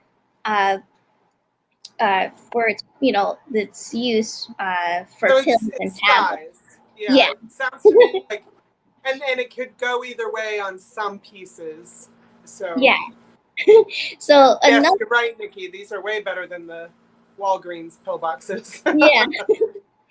But yeah, so the other one I have that's similar to the one with the pearl, I have this one with like blue and green gemstones. So they really made it like you know, not just for like it was really becoming like an art form. So they started using like decorative gemstones and mosaics, like all different types of things to decorate them because it started to be classified like more as jewelry. So like big jewelry, like artisans started creating their own uh, pill boxes, like Tiffany's. They actually came out with like their own uh, line of pill boxes because, you know, it was just because of its miniature size, it was classified as jewelry. So you can still find them today in new, like modern and antique jewelry stores, since it's like And considered like an that brings a great accessory. question. Susan's asking, how do you date them? Well, with the I mean, besides us all looking online, I mean, I could kind of tell like if something's from like the 60s or like from the 50s, just because like this one, just because the metal is like a little bit lighter, and then obviously with the details, you can just tell if it's like an antique piece, just because it's like, so they put like a lot of detail into it because it Oh started yeah. Now yeah. are there like so Miss Pat would probably have very many books on different dolls and pricing and and there's Fenton Glass books. Are there books on Pillbox collections and like value or what you look for? I'm pretty sure there are. I mean, I've just been always researching it online. Okay. But they obviously just show like you can tell if you have like a really expensive pillbox because some of them also were made of porcelain and had like enamel like transferware. So when you start getting to those, that's when you know you have kind of like the one I saw at the Metropolitan Museum of Art. If you have something, is that because they're harder? Like obviously those, it would be harder for those to last because they're a little more delicate. Is that what it is? That they're, or is it just the creation of them in and of itself that makes them more valuable? Or is it they've lasted all this time that makes them more valuable? Or a little of both? I think it's a little bit of both, but I really think it's just if you have something that definitely made of like porcelain or just like all the expensive type of things. Okay, because I know some from what I've seen, like some were actually made besides porcelain, yeah, they were made out of they made some that were actually made to look like porcelain figurines, which I've never come across yet in person. I've just read about it, and I mean, I have some. They started making more of like figurines, so those are kind of hard to come across. So it's like just trying to find like a needle in a haystack. Okay, that's interesting. So besides the pillboxes, because what I was saying, some of them were also not just only used for the snuff boxes or pill boxes, but they also used a solid like perfume creams. Yes. Yeah, like a compact. So this one I really love. I was so excited when I found it. And it's like a little bird cage. Oh my goodness. Isn't that so cute? And hold on. Now you would not put that in your purse, would you? Well, I think this one said that it was used for yeah, it's like a solid perfume cream compact, and I will use this picture. Yeah, I was just gonna say, remember what the director said. I know, Patrick, you're not saying anything. So here you go. So this is on the bottom. I will need the director to. Oh, he made a little contraption to hold the postcard for me. Oh my gosh. Of course he did. Oh my gosh. Okay, so if you lift this up, you can. It still has the original solid perfume cream on the bottom, but obviously you could take that out. Uh-oh. And the contraption's shaky. I know. I don't know anything, but I'm in focus, so that's all that matters. That's all that matters. Yes. No, the director. So I just thought this so cute because like the little bird shape. It's like a little bird cage. Isn't that adorable? It is. You are getting so much love in the chat over this piece, and now I'm wondering. And maybe this is a silly wonder, but I'm wondering if you could wear that as a necklace. Yeah, you definitely could put it like on a chain. I mean, it's not that heavy. I mean, I could definitely wear this as a pendant if I wanted to. Right. And Debbie is saying that Liz Claiborne sold them I forgot to juice up. Hold on, I'm juicing up. Okay. Everybody knows I have the worst camera, and it always has to be plugged into something. So, so that the Liz Claiborne ones, she said, were worth a lot of money. Oh, yeah. That's awesome. Yeah, I just get so excited when I find them. See, and that's the thing, right? The joy of everyone has a different collection that brings them like giddy joy, and I love that this is yours. And Claudia is saying she has to keep reminding herself not to squeeze another collection into her apartment. However, this is a small collection, Claudia.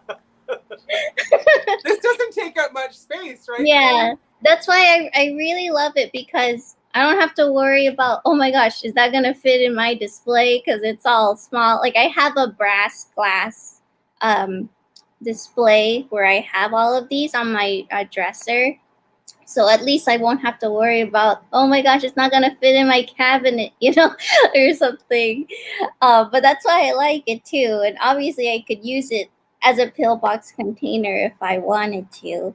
And thank you, Nikki, for putting the her link in.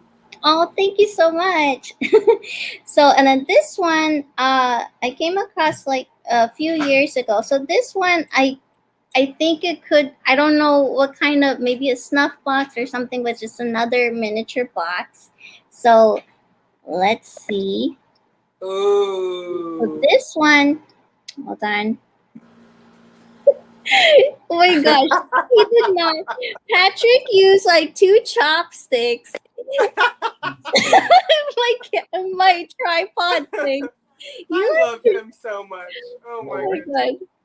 Hold on. Oh, that's lovely. That reminds me, I'm probably wrong, but that reminds me of things I saw in Turkey. They use a lot of brass with the floral, and that's really nice. So this one is so beautiful. It kind of reminds me of like cloisonne, because it has like that enamel design on the outside, and it just has like all these pretty details that go around the edges. And so obviously this would definitely have been probably like just maybe a pillbox that you would have next to your bed, just because it's looser. And Patrick, did you see? You should patent your new invention with the chopsticks. Wow. So yes, I just thought this was so beautiful and different from the other ones that I have, because I didn't have one that has like a metal enamel design on this. Nice. Well, now I can see it's kind of, oh, my dogs are running around. But it's kind of like with Miss Pat, where people were like, oh, well, now I have a place to send my doilies and my things, and, so she can make dolls. And now I'm thinking, I see pillboxes sometimes. I don't know if they're beautiful or not. I'll have to now really inspect. But I'm like, well, now I have something to send to Kim. And if you don't like it, you just sell it on your channel. Oh, no. So, and then this one, so this other pillbox I have, this one, of course, I love because it's very sparkly. And it has, hold on 1 second, the new invention is coming out once again. There you go. Nice. So this one has like these red faceted sparkly gemstones, and then like an AB Aurora Borealis stone in the center with a flower. So it's very similar to the other ones that I have that you can just put your pillboxes in. Book wants to know if they glow. That's a good question. I've never checked. The director's here. This one does not glow. He'll check the other ones. I love that he had the light within not even 2 seconds. But yeah, it's like he has a tool belt all around him of things his wife needs. I know. For her shows. He's making another contraption. Like.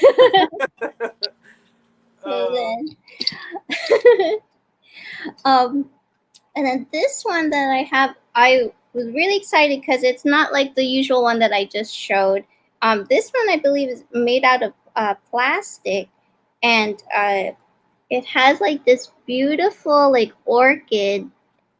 I believe it's supposed to be. That's gorgeous. Yes. I don't need the invention right now. That looks like a Georgia O'Keeffe orchid. Yeah. So this one, as you can see, it's made out of plastic and has like this gold filigree design, as well as on the bottom. So this probably could have been used. It's definitely sealed, so you could use it for your pills, or this would have been good even for like your solid perfume, or like if you wanted to put rouge or something like that. So this one, I was excited. when I found this one. Now, where did you find that one? This one I actually found at an antique mall. And usually I don't look as much in the glass cases because Sure. this mall is like very big. So whenever I go there, those glass cases are just like very overwhelming. So I kind of go to them like at the end before I leave. You're And right. then I saw this. I was like, what's that flower in there? I was with Patrick. So I'm like, get that guy to open this thing up. Right. You know? I know they're always locked and you have to wait and you're so giddy. Book says, hey, you hear that sound? That's 38 of us falling in love with Patrick. Wait till you see his picture if you haven't. Oh my goodness. His beautiful face matches his beautiful soul. Well, he also he has a beautiful voice as well. He does sing too. So. Oh, jackpot. You hit jackpot. Well, I know he did too, so I'm sure it's mutual. And then another one that I found, I think I found this also the same day I found, oh wait, no, I found this somewhere else, sorry. Found this at another antique store, and it's another Pillbox, and of course you would know why I like this one. I need the invention again. Oh, you and I have the same love for florals. Yeah, especially this one because, please focus. The invention is not working, director. There you go. So obviously you can see why I like this one. Yeah. It looks like, I don't think it's lucite. It could be lucite. But it has like these pink roses inside and like the leaves, and it's in a gold box. Obviously there's just a little bit of wear to it from being used. And I remember I got it because there was like a discount on it. I'm like, okay, I'm gonna get it. I already liked it anyway. I know. So, a couple of things, my love, in the chat. There was a question, but before I ask the question, Nikki shared the photo of Patrick. So now he's part of the variety show. You said, see Patrick. I see it. She shared the Instagram photo.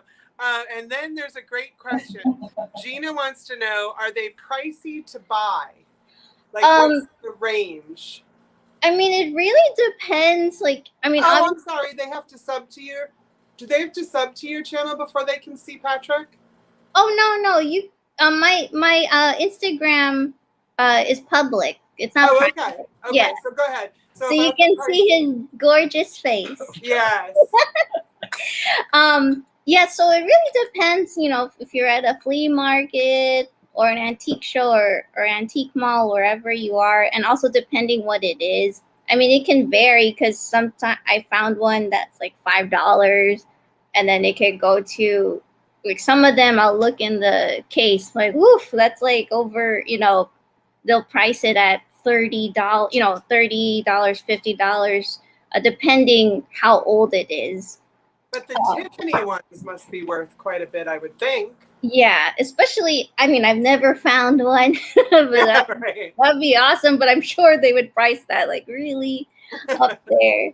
Now this one, I believe this could be a pillbox or a snuff box because it stays put, like, or actually it doesn't. I take that back. But this one, Patrick, he actually found this one at an estate sale.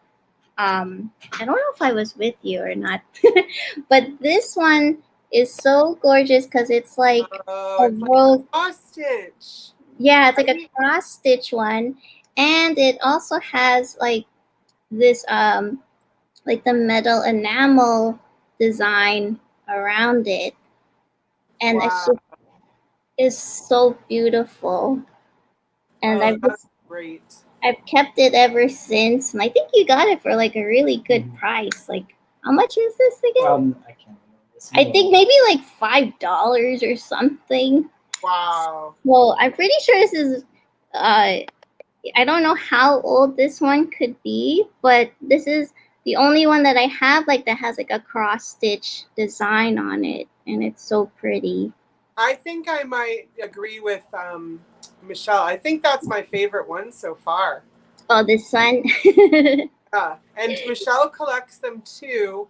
Also, yeah, Barbie's saying the same thing. And Mary has a great question. How do you display your collection?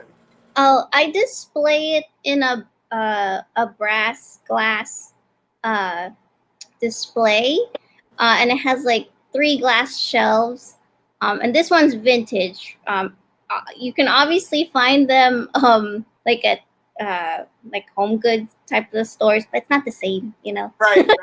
To me, I mean, I just like having it to be vintage. It's You can, probably 80s, right? When we all remember when all the brass glass cases came out in the 80s.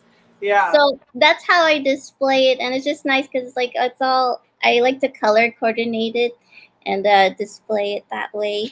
Well, Another maybe you could show us a picture on Instagram.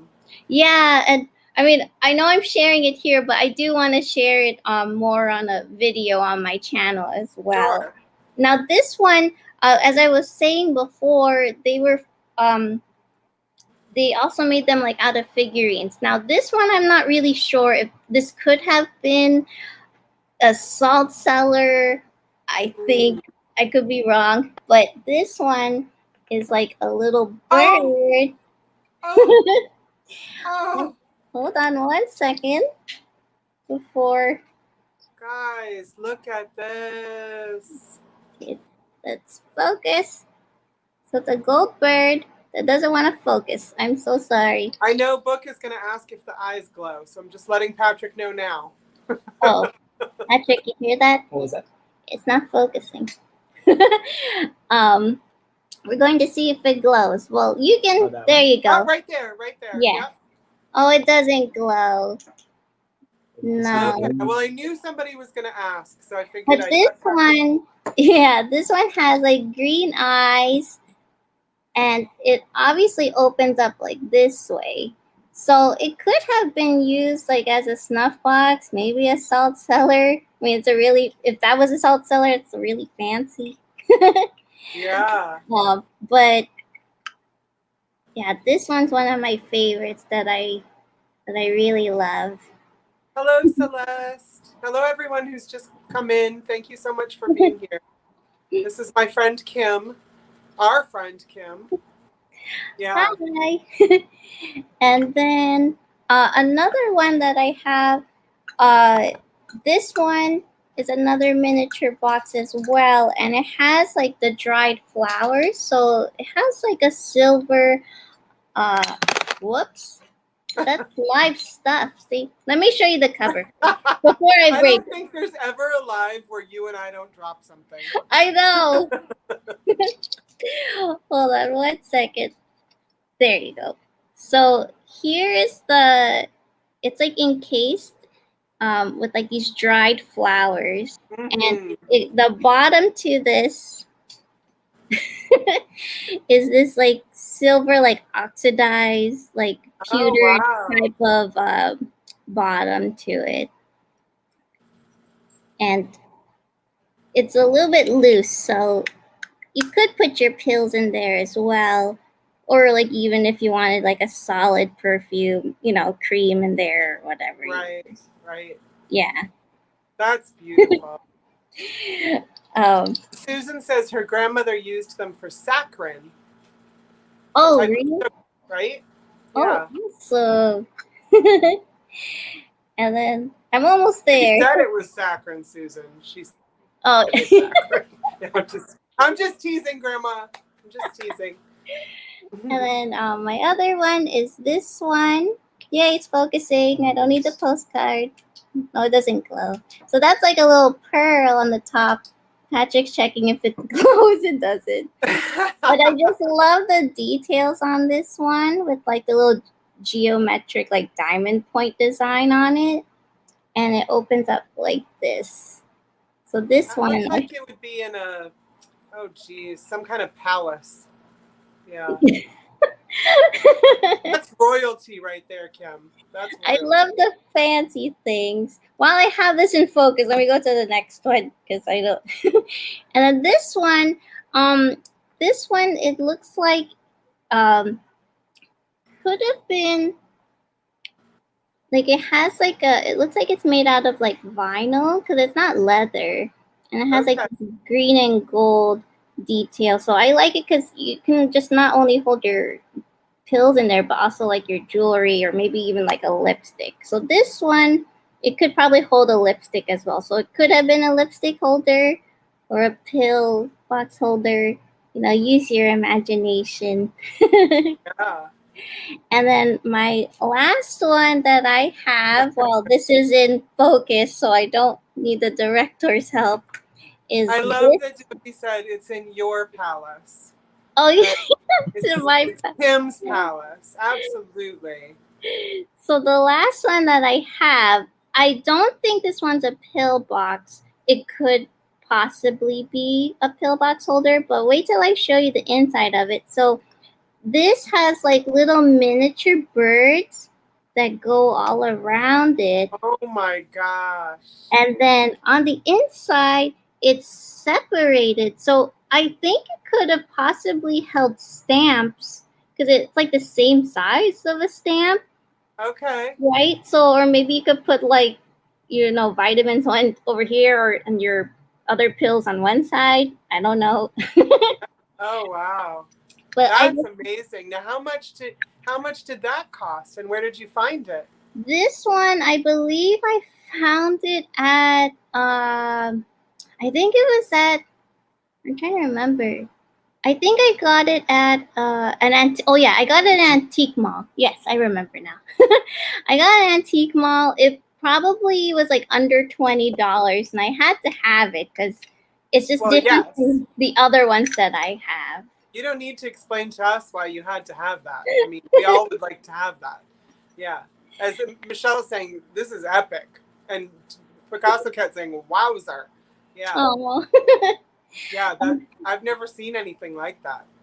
But yeah, I mean, that's all of my collection, and I just love that all the miniature boxes that I've come across, you know, obviously it wasn't just all for pills. It was used for many different uses, and you know, you can still repurpose and reuse them today, like however you want to. Sure. You know, like you can like stash like a secret combination to your safe or something, like hide it away, you know.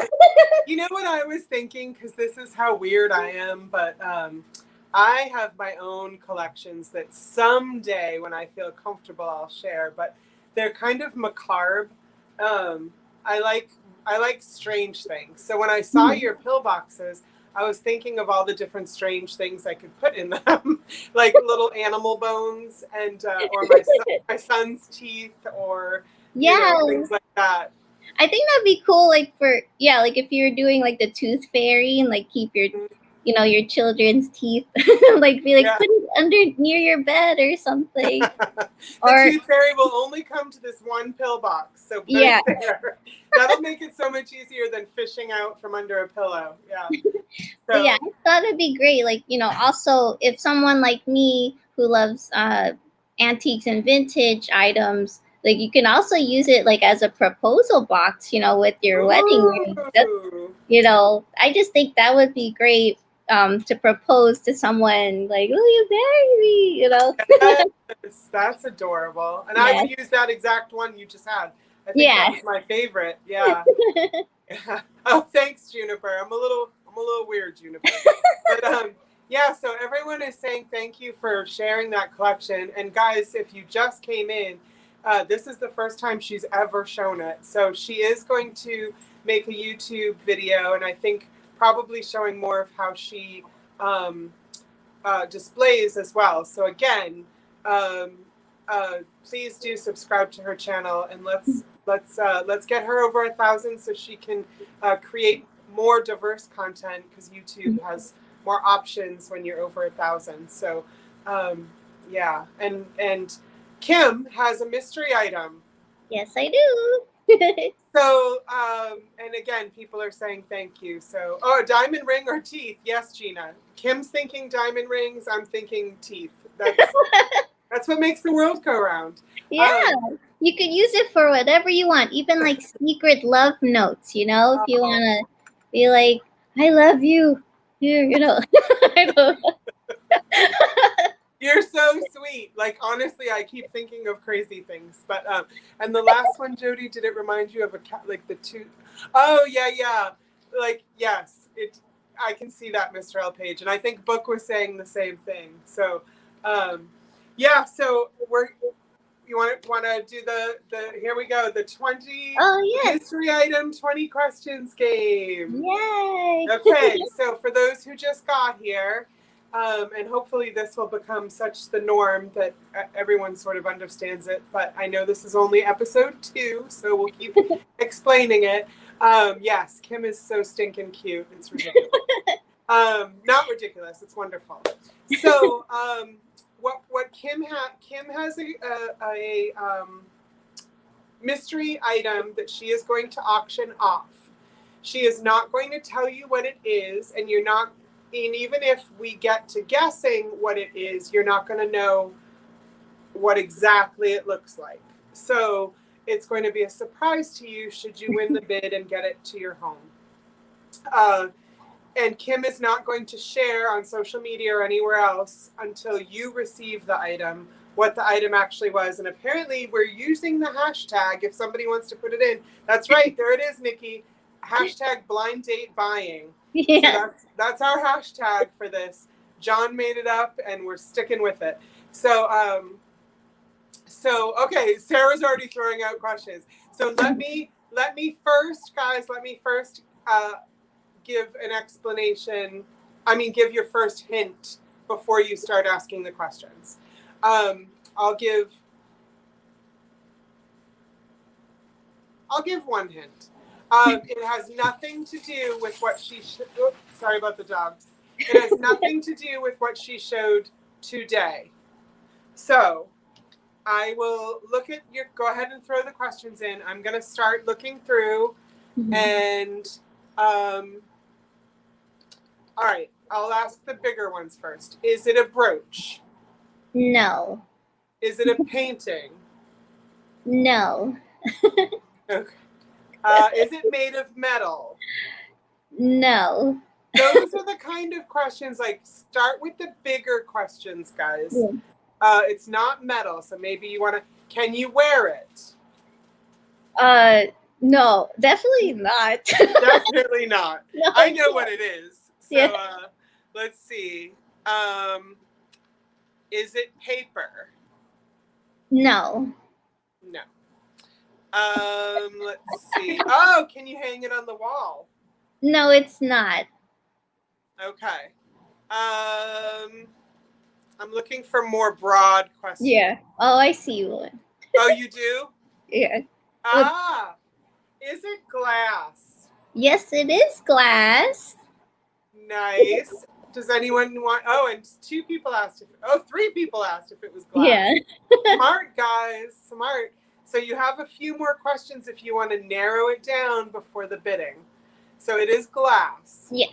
It is not a pillbox. No, it's not. Because I'd probably keep it for myself now. The last says, is it a vase? No, it's not a vase. I like the way you answered that. Is it pink? No, it's not pink. Is it art glass? No. Is it uranium?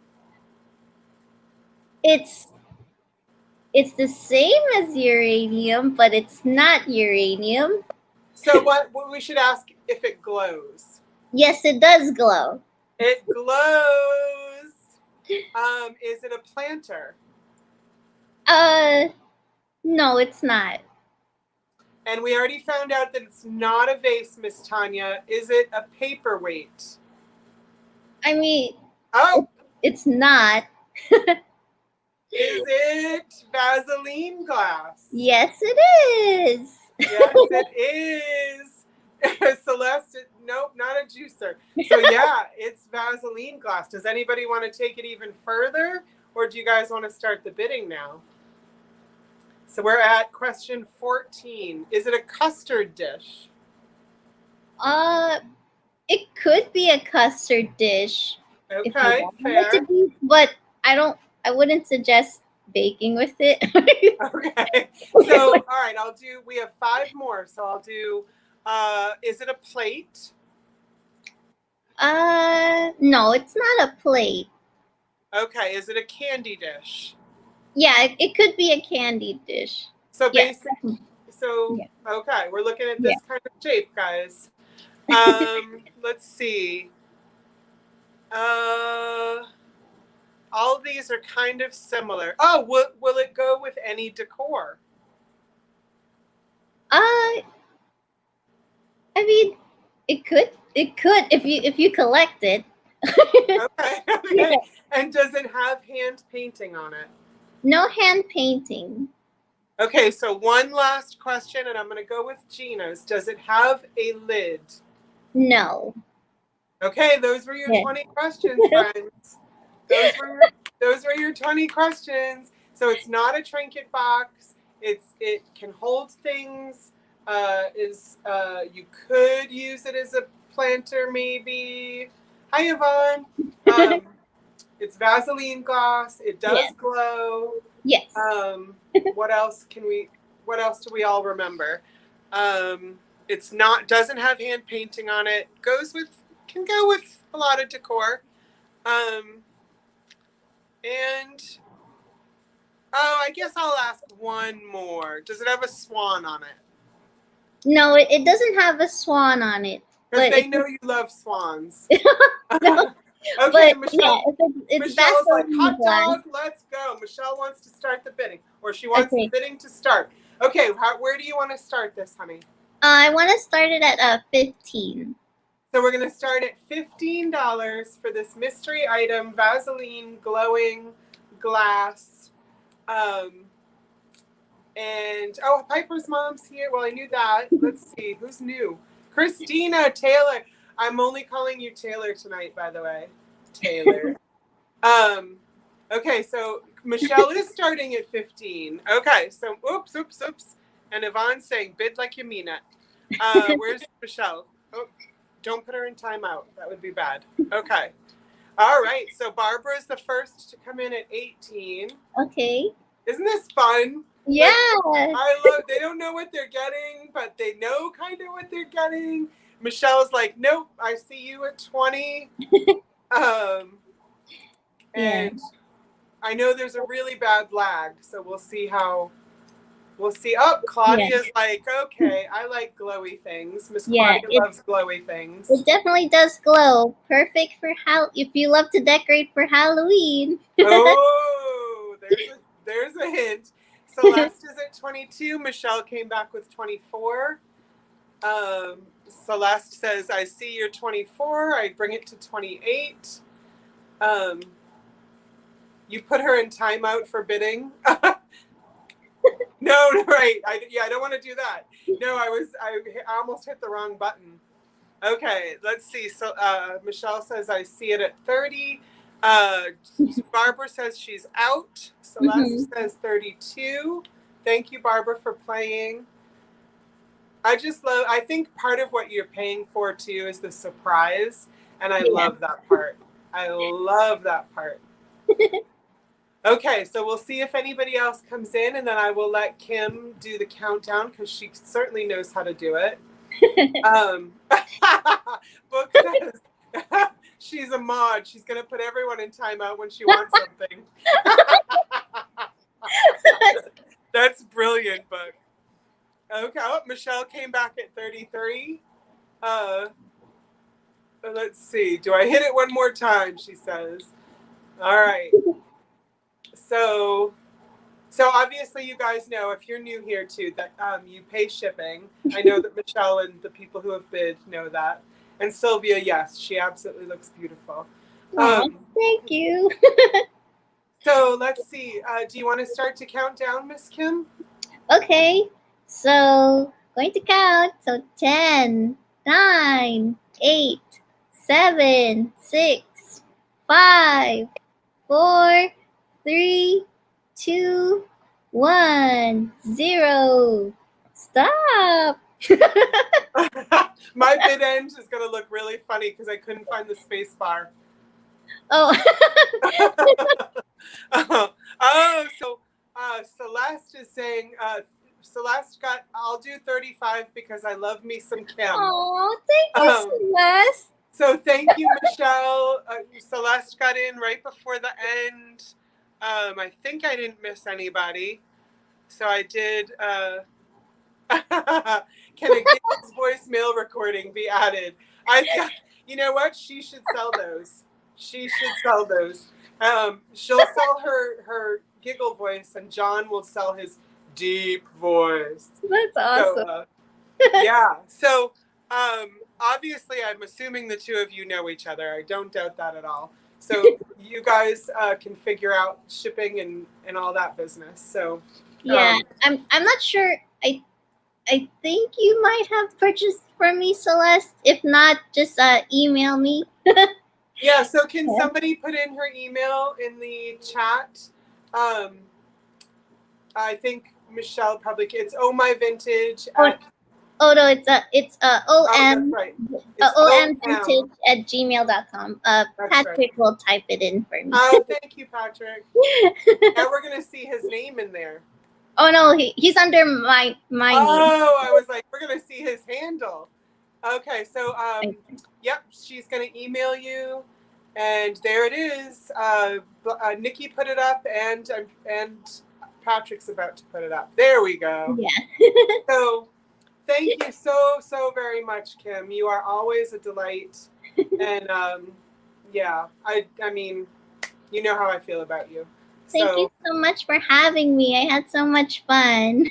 Thank you for showing us your collection, and I feel honored that it was the first time people could see it. So, yeah. Oh no, Taylor is saying. It's funny. Christina can't see any of Black Dog Vintage's stuff, but Black Dog did not block her. But they're having like this, like, what's going on thing. So no, they're not really fighting, guys. I promise you, they're not really fighting. So it's a hold my hoops type of thing. Yeah. So Kim, thank you so very much. And did you want to wait to the end to say bye and we'll watch Katherine together, or did you need to go?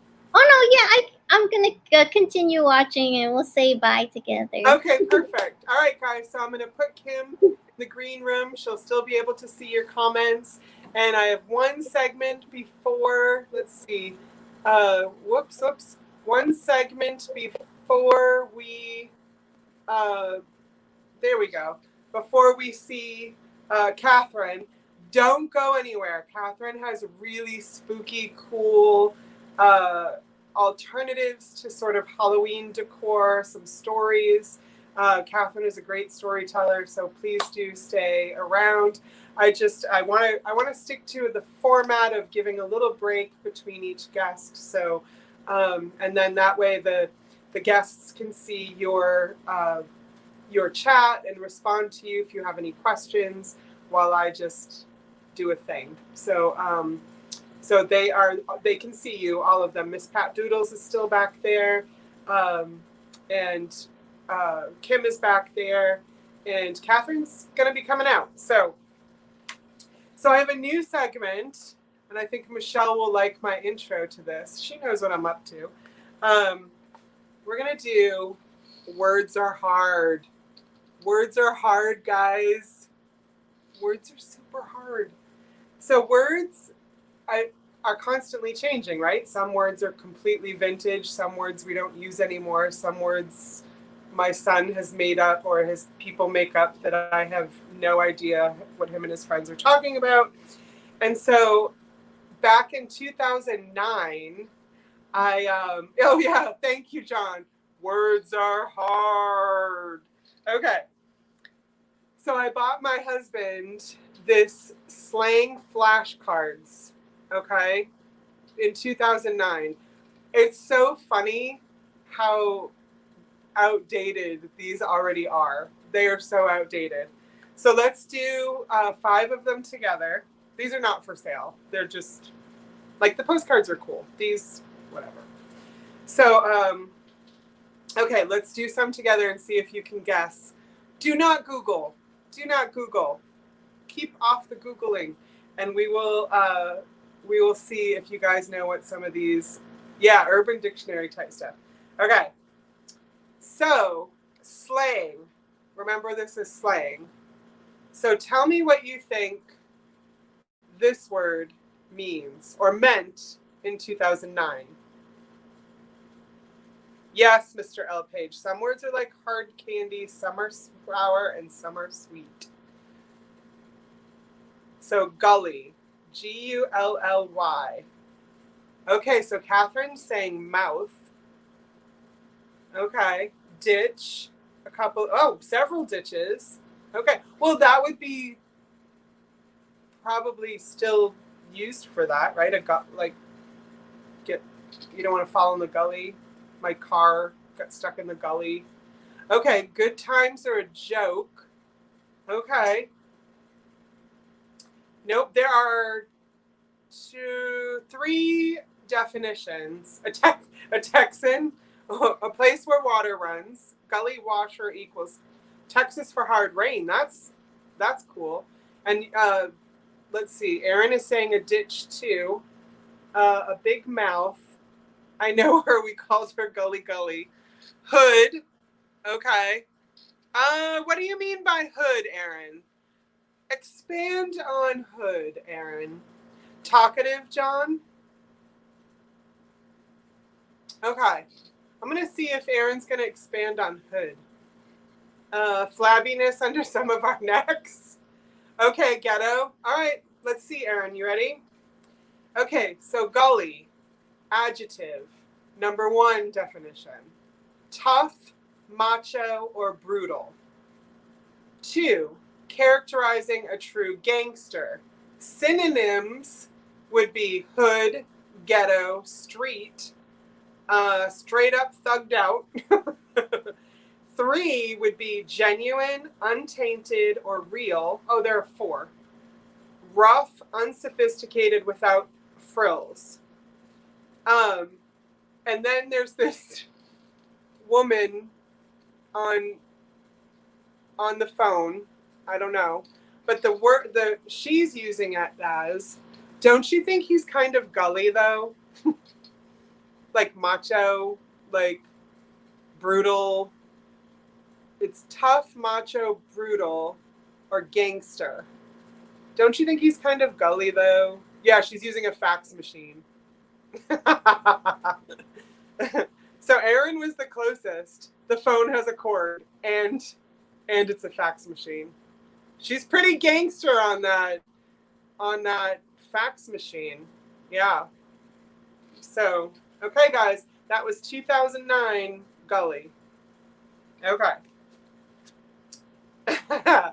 What about this one? Whip. Don't say cream. Was she wearing mom jeans? I think she was. So whip. What does whip mean? It has 2 definitions. Ooh, Celeste.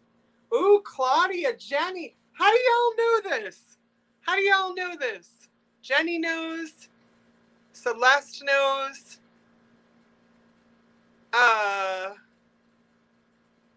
Okay. Kim knows. Aaron, that means your woman got you controlled. Okay. First I whip, then I nay. Okay. So it means number 1 is a car. How did you guys know that? It's your riz, your ride, your hoopty, your scraper, your wheels, or your float. 2, it's an expensive, high-status car, especially adorned with accessories such as a multi-speaker stereo, rims and tinted windows, and a DVD player.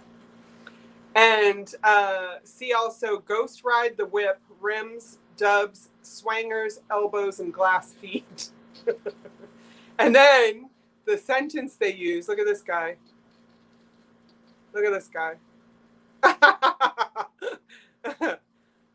Okay, so it says, if you like these skates, you should see my whip.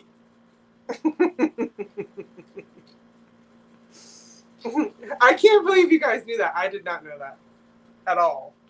So I can call my minivan my whip. How would I say that? Like, hey, y'all want to get in my whip? I got candy. No. Okay. You guys are going to know this one. Oh, 1990s. I remember them. Naughty, right? Okay. Down. Down.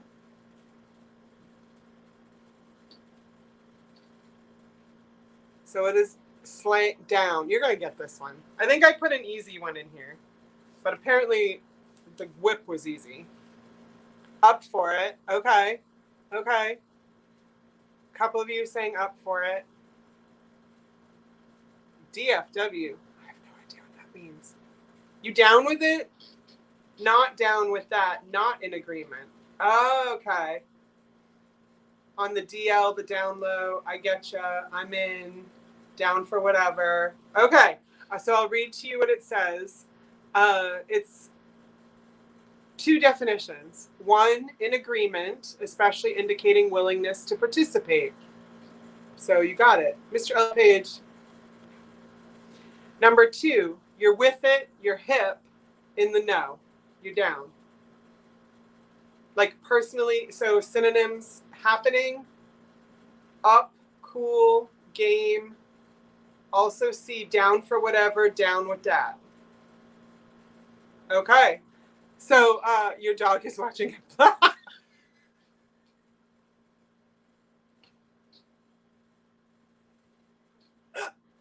She really is. Mayberry, she's totally watching a blank screen. Oh my gosh. That's killing me. Okay, she's out. She's out. Oh God, thank you for telling me that. I have got to take a screenshot of that. My son will die. Oh my gosh. Okay. So down. Oh, here they all come now. Okay. So notice it's all white people. I don't know why it's all white people in here, but yeah. So the sentence it's being used in is merger. I'm down. I know, Barbie. There could be a spirit in the room. Merger. I'm down. Okay, two more, and then we get to see Miss Katherine. I am so going over time, but you guys are a hoot. Okay. Salt. Salt. I heard it was National Dog Day. Hey, Annette. All right, so what's slang? How is salt used in slang? And again, there's more white people in the back of here. Salt, earth, spicy, salty bee, upset, salt and pepper. This is not what I would have thought. There's two definitions, and they're two very different, actually. This is really bright. I'm gonna take it to, no, am I taking it down a notch? Apparently not. Okay, shade, being mean, tough, not nice, dramatic, mad. Okay, you guys are there. But the first one I would not have known. So number one is to prevent something from occurring. To prevent something from occurring. Or two is to impede another person's efforts. And three is to put someone down or insult or humiliate them. So synonyms would be play, playa hate, or salty and salt box. But you gotta see this. So these two people and the sentence it's being used in, I didn't mean to salt your game, boo. Like impede on his game. They're playing golf. I didn't mean to salt your game, boo. Okay, so yeah, Aaron, you know this stuff. Aaron for the win. Aaron's from Maryland. So, okay, last one. Grimy. I love that. Yeah, I love that older lady was called him Boo.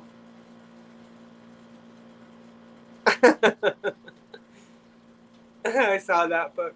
Okay, what's grimy? Dirty? Yep. Dirty. A little bit more than dirty. Sad. Creeper. Scummy. I lived a sheltered life. That's okay, honey. Grimy a river. Well played, book. Well played. Okay, the picture on this one is freaking awesome. I usually say if something is dirty, I always say it's mad grimy. That is mad grimy. Okay, so filth, greasy. Get your grimy hands off my Vaseline glass. Oh, that's awesome. Well played. Well played, Michelle. Oh gosh. Okay, let's see. Hold on there, Justin. Book Timberlake. Okay. Hey, hey, Teresa. Welcome. We've got another great guest. So you missed 2 guests, but you got another great one coming up. Okay, so you guys ready? This one has 1 definition. Adjective, characterized by deceit, inconsideration, selfishness, mean behavior, and a lack of trustworthiness. Synonyms are shady, sleazy, messed up, uncool, backstabbing, and trifling. Okay. You ready for the sentence? Okay, check those 2 out. Looks like Barbara Bush and George. Okay, ready? Lie to me again, you grimy busta. I dare you. Oh my gosh, I can't even keep it straight. How did my fingernail get dirty? Hide that one. Okay. Lie to me again, you grimy busta. I dare you. Okay. So thank you for playing slang flashcards with me. Get a room. Get a room, bushes. Okay. All right, so thanks guys for playing that. You guys ready for the spooky and the weird? Yeah, the pics are better than the words. I agree. And the sentences are better. Yeah, I'll have those. I'll bring them in and out as we go along. So, all right, wait. I got it. My special guest is Miss Katherine. Miss Katherine. And if you are Taylor, yeah, Nikki's in here. If you're Christina Taylor, if you're Martha, and if you are Tam Tam, I think I'm going to be late tonight. So, because I think Katherine is probably going to go over half an hour, and I'm not going to be mad at it. So, yeah, that's what it looked like. Book. So I love you guys, and I'll be a little bit late. Hey, Andrea. Okay, so our special guest, you're still laughing at the dog. That was nuts. That was the best thing to happen today. Yeah, that was nuts. Okay, so here we go. So this is Miss Katherine. Is this, Nikki, is that Katherine's channel? Thank you, Christina. Yeah, that was so funny. Okay, so please give a warm welcome to Miss Katherine. And I did it wrong again, and she's got her kitty. She was all ready. Hey. Hold on, beautiful. I'm gonna fix the layout. There we are. Hey, y'all. Look at Miss Katherine and her kitty. Helen's like, come on out. Like, the Price is Right. Come on. You have been very patient, Katherine. Well, it's been so fun. I mean, oh my gosh, I get to hear these women that I'm basically just swooning over and wish I'm more like. And I mean, this couldn't be any better. And but the thing is, my beautiful girl, you are young and you can just suck all this energy in and tips and tricks and use them for your own. Oh yeah, and Piper's mom saying, "What a pretty background." Yes, so Thank you. I'll use that as my in to say, please do subscribe to Catherine's channel where you will see that pretty background all the time. Yes. And she also has Barbie on as a guest quite frequently. Yep. Who is an absolute delight. And Catherine does a lot of different things. She has a plethora of video content. So where she shows how to create things, how you're very into large, beautiful women. So you have shown a lot of those postcards. That's what I've seen, and obviously the vintage and so forth and so on. So please tell us about yourself, my darling. So my name is Katherine Young, and I'm a creative. You'll hear that line at the beginning of every one of my videos. And really, it's just a way to sum up all the different things I do. Because it sounds a little pretentious to be like, I'm a social media marketer, plus a graphic designer, plus an author, and a YouTuber, and an international viral sensation. Like, it's just a little much, you know? So just what Jody said, I do like all kinds of things. But also, just like Jody, I am into the creepy. She sold me these little creepers, by the way. So. And I got into a little bit of trouble in that live sale. Do you remember? Yeah, yeah. I got in a little bit of trouble. Yep, yep. Somebody didn't like that they looked like, I don't even want to say the word, unalive children. Yes. Oh my goodness. So, but then people jumped in and were like, they're dolls, it's fake. It's not like, it's okay.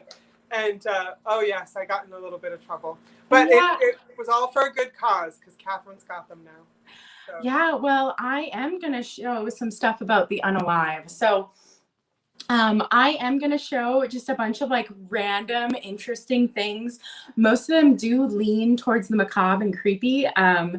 I kind of just dig that vibe. I don't know if anyone has watched the YouTube channel Voltaire. He does like gothic home decor and baking and stuff like that. And I was watching a video that he did with Jade the Libra, and he said, I want my home to look like a vampire lives there, not like a fan of vampires live there. Ooh. And I was like, oh my God, that's it. Like, that's like, so. Wow, that's big. Yeah. So I was like, oh my God, that's why I love decorating with these old items, because it's the real thing, you know? And so I just thought that was just so beautifully worded. I was like, yeah. I want these creepy things in my home. I don't want a sign that says, welcome to the creepy home, you know? Right. So, yeah. So. Yeah. Just, you want to be it. Yeah. It doesn't need to be explained. It just is. Yes. Okay. I'm seeing the difference in my mind right now. Yeah. And so I am just going to go from thing to thing, loosely tied together. And at the end, we're going to have, well, of course, the 20 questions at the end. But my last item is also kind of a weird little mystery that I'm excited to see if people know what it is in the chat. So I'm really excited. And good night, Erin. I also want to say, because I know we've run way over, I'm not sad about that. I hope no one else is. But if Miss Pat and Miss Kim in the back green room area cannot stay, go ahead and put it in the chats. You are not held to staying back there. Yeah, that's true. Yeah. So please, I don't want to feel like I'm holding anyone hostage, nor I know does Catherine, because anybody can watch this after the fact. Oh, so absolutely, y'all. And we have a lot of people here, actually. So I know that a lot of people are here to hear the creepy, and they love that. I'm just checking the chats to make sure that we are good to go. People are saying bring it on. They love it. Let's see. Of course, Nikki, of course. Nikki is saying thank you for bringing us cool new people to follow. Well, here's the thing. When I fall in love with these people, I want everybody to know about them. So it's just what I do. That's true, Christina. You're always my hostage. Always. Okay. So, okay. So good night, Erin. And, oh yeah, you can take the snacks home from the green room. Thank you. So yeah. So and Gina just subscribed to you. Perfect. You would not believe it, you guys. There were brown M&Ms in the bowl in the green room. She did not read my rider. What is this? I know that story, girl. I know that story. Okay, so I'm going to get small so that you have the floor. Yeah. And I will make sure you know of any questions. And again, any move on, you let me know. So all right. Okay, so let's change this layout. And Almost. Yay! Oh, there we go. Yay. Oh, and Barbie's ready. Okay, y'all. So growing up, I used to just love my grandma's house. I felt like in every corner there was like magic. My grandma's house was very much a house of curiosities. And what I realized is, during everything that's happened, having to stay home, I've really kind of turned my home into a house of curiosities. And I really think it started with my grandmother. So I'm going to show you something she gave to me when I was a child, like grade school age. So, so the first item is this bag. Now, what this bag is, when I was 5 years old, I was really into King Tut. I wanted to be an Egyptologist. I was so, like, it was just my thing, right? Nice. So my grandma gives me this bag. Extra beat. What? And so what this is one of her friends back in the 30s visited King Tut's tomb on one of those tours they used to take before they realized that human breath is actually eroding the tombs. It erodes a lot of things. Yep. And they brought back like this beautiful necklace. It's all little scarabs and glass beads. I would say now with my knowledge that this definitely fits the era. And also my grandma like wrote on it. You know what I mean? So basically they at the gift shops they would sell these yes. necklaces, and she bought it, and then in 1932 it broke apart, and she saved the pieces in a bag. Yep. And wrote on it to make sure everyone knew what it was. Yep. And so she gave me this little bag and the bag also came from Egypt from the tour. So the bag and the necklace were the souvenirs. So Christina's giving you a Seinfeld, get out. Get out. Oh my gosh. Okay. And then, as you can tell, my grandma kind of sparked my love for jewelry. Now we're going to go all over, people. So just be prepared. And if you notice what I'm wearing right now, I am wearing a lot. I am wearing a bunch of mourning jewelry. Ooh. So this is what is called vulcanite. And no, it's not volcanic. It is actually a rubber. Oh. So this is very, very light. It is a rubber. It was patented by Goodyear. Yes, that Goodyear. Wow. And so this one is late 1860s, and it actually has, let's see, can you see her? I see people. I see dead people. There you go. So, this is the woman that was mourned. Now, here, let me take it off so you can see it better. Yeah, I was going to say, I'm sure people want to see that even now, closer. Just so you know, I have a whole video on my mourning jewelry. So if you really want to learn more, there's a video out there for you. Yes. There she is.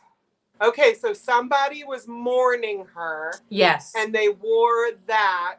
Yep. Do you know like how long they've worn this or? Well, I have hints, okay? Okay. So back in Victorian era, the reason they had vulcanite was specifically because it was for the first year of mourning. Now, I can tell you these rules and stuff faded through time, okay? And not everybody followed them, okay?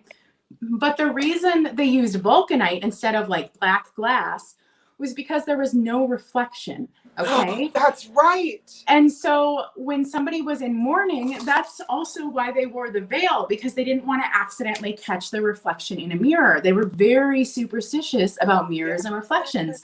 And you know, come spooky season, we're all superstitious about that as well. You know, like Bloody Mary in the mirror and stuff like that. Some people believe mirrors can be portals, things like that. So yeah, what is it? Jewish? I feel like it's Jewish culture where when people are laid out in a home, post-mortem, they cover all the mirrors. Is that, maybe someone in the chat would know? But there is a tradition. It's not in my tradition. I feel like it's a Jewish. Maybe it's another country, but somebody will know in there. But I know that all mirrors are covered. Yep. Because of the portal.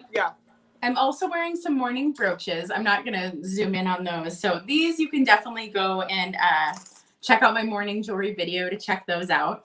And then let's look at some just other mourning items I have. Now, this I have shown on my channel, but this is photography of mourning wreaths for someone. Oh. And if you get up close, you can see it says like grandpa, father. I didn't know people took photos of the wreaths at a funeral. Yep. And thank you guys. Everyone's saying that is Jewish. It's sitting Shiva. Yeah. Oh, awesome. Shiva, yeah. I'm learning all kinds of things. So the wreaths say, dear grandfather, farewell father, dear father, my brother. So it's pretty neat. You can kind of get a little feeling for this person with this photo. And that's not even the only like kind of macabre photography I own. I actually do own a postmortem photo. I'm not going to show it on the internet, but there's a lot more to my collection of those spooky items. So, and let's, I'll just jump in to say, I mean, I'm sure people know what postmortem photos are, but in my family to this day, and on one side of my family, my English, more British side, not me, they always take a picture of the person in the casket, always. Yeah. So, and I know that, there are some funerals where people are like, what are you doing? But that's what they do. I don't own any of them, but and I like that you have decided, either way, but I like that you've decided that's something you don't want to show on the internet. But I do have one more item that has to do with postmortem. And it is this teeny tiny, beautiful book, as you can see next to my hand, the size here. And look at the design. Okay, so I'm seeing a lady at a mausoleum or a grave, yeah. And am I seeing spirits above, or is that a tree? I think that is a weeping willow. So it's just a symbol for sadness and sorrow. They were very on the nose with that one, kind of like Forget-Me-Nots, the flower. Right. Now, this book is specifically, I don't know if you can see it. No, I see gift. For mourners. Oh. And so here, I'll show you the inside. Now,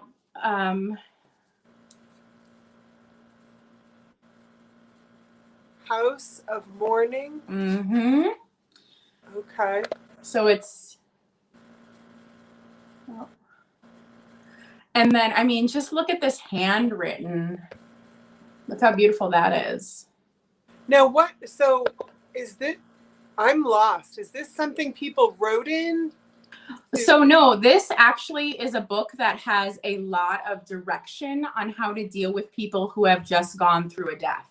Oh. And so that inscription on the front is June 19th, 1876. And this is Vinnie Land, NP, Mr. and Mrs. Dooladay, maybe? But I would love to read that. I wonder like a funeral director handbook, Michelle, but it sounds like they gave these to people who were like friends and family of the close mourners? Now, I am the type of person that is an aspirational reader. I keep lots of books in my home that I don't get to. I don't know if anyone else does that, but I have so many books I haven't gotten to. And I really want to get to some of my old books. So wink, wink, nudge, nudge. When I hit 1,000, I might be talking about a new series on my channel. Okay, I'm in. So, I mean, how cool would it be to read through this, right? Absolutely. 1,000%. Yeah. I'd be at every episode. Yeah. Now also, like, talk about amazing decor, right? Books are beautiful decor. Look at this bad boy. Oh, Look at. Oh, those are swords. Celebrated. What does it say? Celebrated. Oh my gosh, you're only 50 people away from 1,000? Yes. So Guys, this is celebrated crimes, and look let's at do those it. bats. Celebrated crimes. Those are, I didn't even see the bats. Yeah, look, it's bats and swords. I mean, look at this spine. Like, it's just perfect. It's just bats and swords on the spine. Wow. I really want to read this one. Now, this one is from. Thank you, Steph. This one you have is 49 from. now. You need 49. Awesome. Oh my gosh. Thank you guys. That's so sweet. Thank you. Oh my gosh. I feel like I'm over the hill now if I'm over 50. Well, because I don't know if anyone else know this, but whenever you watch your numbers on YouTube, that is when they start dropping. Like every time. Been there. Yeah. So this is from 1896. Wow. And this would have been in a 3-volume set. I'm actually in the market to buy the 3-volume set because I just think it's so interesting. Yeah. But honestly, I picked it up because it's beautiful. Like, it is. And y'all, you will never guess how much I paid for this. Okay. I bought. Okay. Wait, I where got did you this. buy it? Where did you Huh? buy it? Did you get it thrifting or at an antique store? I bought it at Half Price Books. Do you know what that is? It's online. Yeah. So we have actual physical stores here, Oh. but I don't know if they're like at anywhere. I got this at Half Price People Books. love to guess. You're getting guesses of $5.50. Oh, Pat just subscribed, so now you're at 40. Now you're at 48. You need 48. Oh my gosh, you guys are awesome. Well, okay, you're like, I got this for $3. I'm gonna say Helen was the closest to $2. Then. That's amazing. Yeah. So yeah, I got this for $3, and I about died. I was like, are people not seeing the beautiful gold pages? Are like, do you not see that there's bats and swords? I didn't see the bats, to be fair, and Nat too. If I'm saying your name right, just subbed too. So I think you're getting down there, girl. That your needs are less. Y'all, thank you so much. That's really nice. Yeah, it's definitely like whenever I start watching the subs and get worried about it, that's when they start dropping. And so like I try not to look at it. Don't watch. Let other people do the watching for you. Yeah. Hey, niche lady, nice to have you here. Hey, Katherine is talking about macabre items. Weird. Weird. And Not just like, I would say this one could be considered macabre, but I think it's just a little more weird and interesting for the subject matter. Yes. So this is the sinking of the Titanic, thrilling stories told by the survivors. Wow. This is published in 1912. This is actually a pretty hard book to find. And when you do find it, it usually is over $100. I did not pay that, I can tell you that. But what I love about this book is somebody put in a clipping of a local survivor. Oh, no sorry. way. A clipping of a local survivor. Wow. That recalls her story. And the clipping is from Tuesday, December 12th, 1972. And just listen to this. You'll be like, yep, I believe this 100%. Just listen. It's so funny. Okay. Story time. This is what this woman said. Miss Snyder and her husband made it off the Titanic, okay? She says, people were refusing to get in the lifeboats. She said, most of them didn't believe the giant ship would sink. Yeah. Absolutely, right? She said, but her husband and her did get aboard a lifeboat. And they spent more than 5 hours during that night before they were rescued by another ship. So cold. So Can you cold. imagine? No, I can't. Oh my gosh. I But can't. like this one too, I really want to read through this one, and I just haven't like held myself accountable to do it. There's not enough time in a day for all the things we want to do. I know, but if I had, you know, something I did regularly. That's true. If you were like, oh, wait, I see what you're saying. Yeah. So I don't know if you're catching the hint, my beautiful people, but what Katherine is trying to say is once she reaches over 1,000 subscribers, she's going to start reading from these books and sharing the knowledge. So if you want to hear more about how to take care of grieving people and surviving Titanic stories, let's do this. Let's do this. And Denial then is a powerful thing. That's the thing. And then my just last silly thing that I just think is so amazing and is going to make great Halloween decor, I got from the trusty Huckster. Now I know he's on tonight, and like Patrick, I have to say you are one of my favorite resellers. Don't tell anyone I said that. But he finds the greatest stuff. And like, look at this old magazine. Look at the frogs dancing. What are they doing? I don't know. What is the guy behind them doing? Well, the frogs are human size. Okay. They are human-sized frogs. So Thank there you, is an Tammy. article Thank in you, here that I need to read Yeah. because I don't know what's happening. And what's the year? Did you say it? This is 1865. So this is just ending the Civil War. That is nuts. But look, That the is frogs nuts.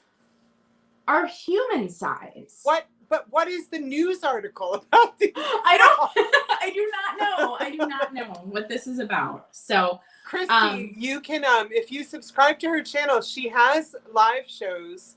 I mean, you do live sales. Am I right, Katherine? I do live sales. Come 1,000 subscribers, I'm going to talk about some new things that I'm going into. So it'll be exciting. But I mean, how great is this for Halloween decor, right? Oh, yeah. Like, yeah. wouldn't you rather have this out? Do you know what I mean? Than like, a plastic pumpkin? Me, yeah. Yes. Anyways. Tanya, if anyone could put Katherine's channel in the comments, please. Tanya would like to subscribe too. I think you're going to get close tonight, sweetheart. Y'all, Yeah. I love you. Thank you so much. Thank you, I said, Nikki. I'm trying not to look at it right now. Like, I'm just trying not to look. Well, Gina knows. Do you want to know how many more you need? No, I'm not going to look in the comments. Okay. Okay. Now let's talk about other things you can find that are like cool decor that is just amazing. Like, look at this bottle. Oh, say that word. Muric acid. Oh.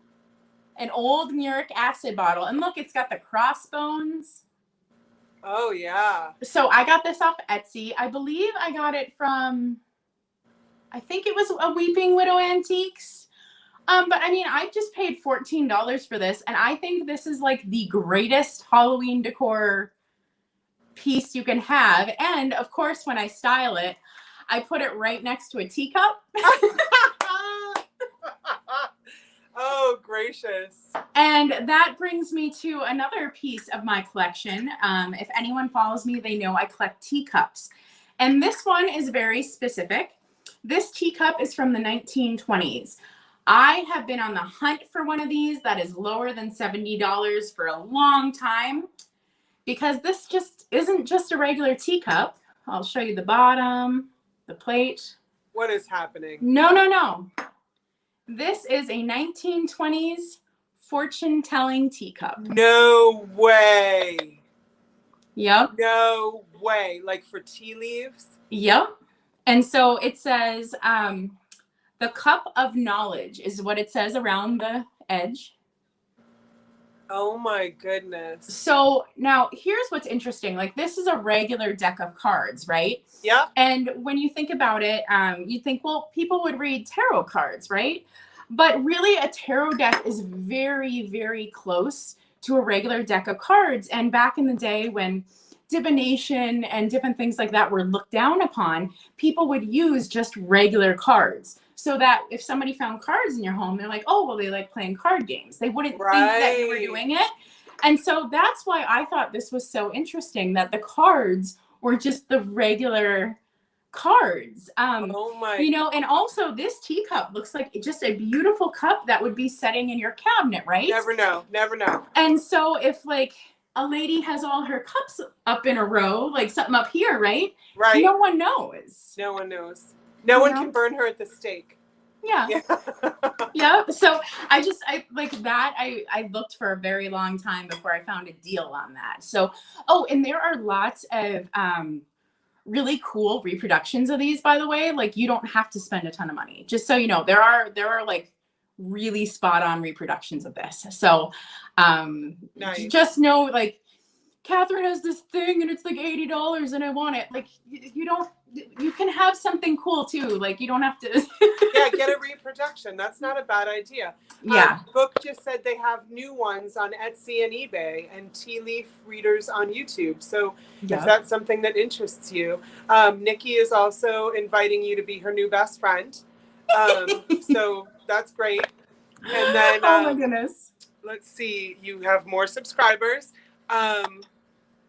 Yeah, that teacup got, oh my God, she's saying she can't even breathe. And Tam is saying, now I'm going to be looking at all teacups. So yeah, look what we've learned tonight. So we've learned to look for pillboxes and like all that stuff. We've learned how to look for some of these other things. And also one of the things I know Katherine and I talked about was Katherine wanted to say, there are other ways to decorate for Halloween because we're in this very dry spell of Halloween goods. They're going for so much money, and it seems like they're harder to come by.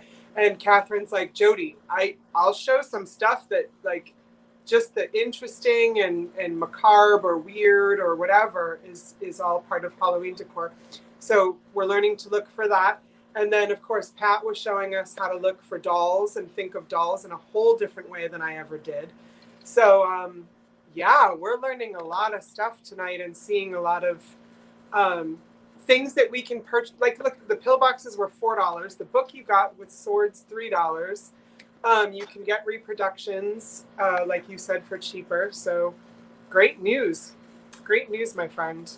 Yep. So I'm coming down to the end here. I'm going to show 3 more items.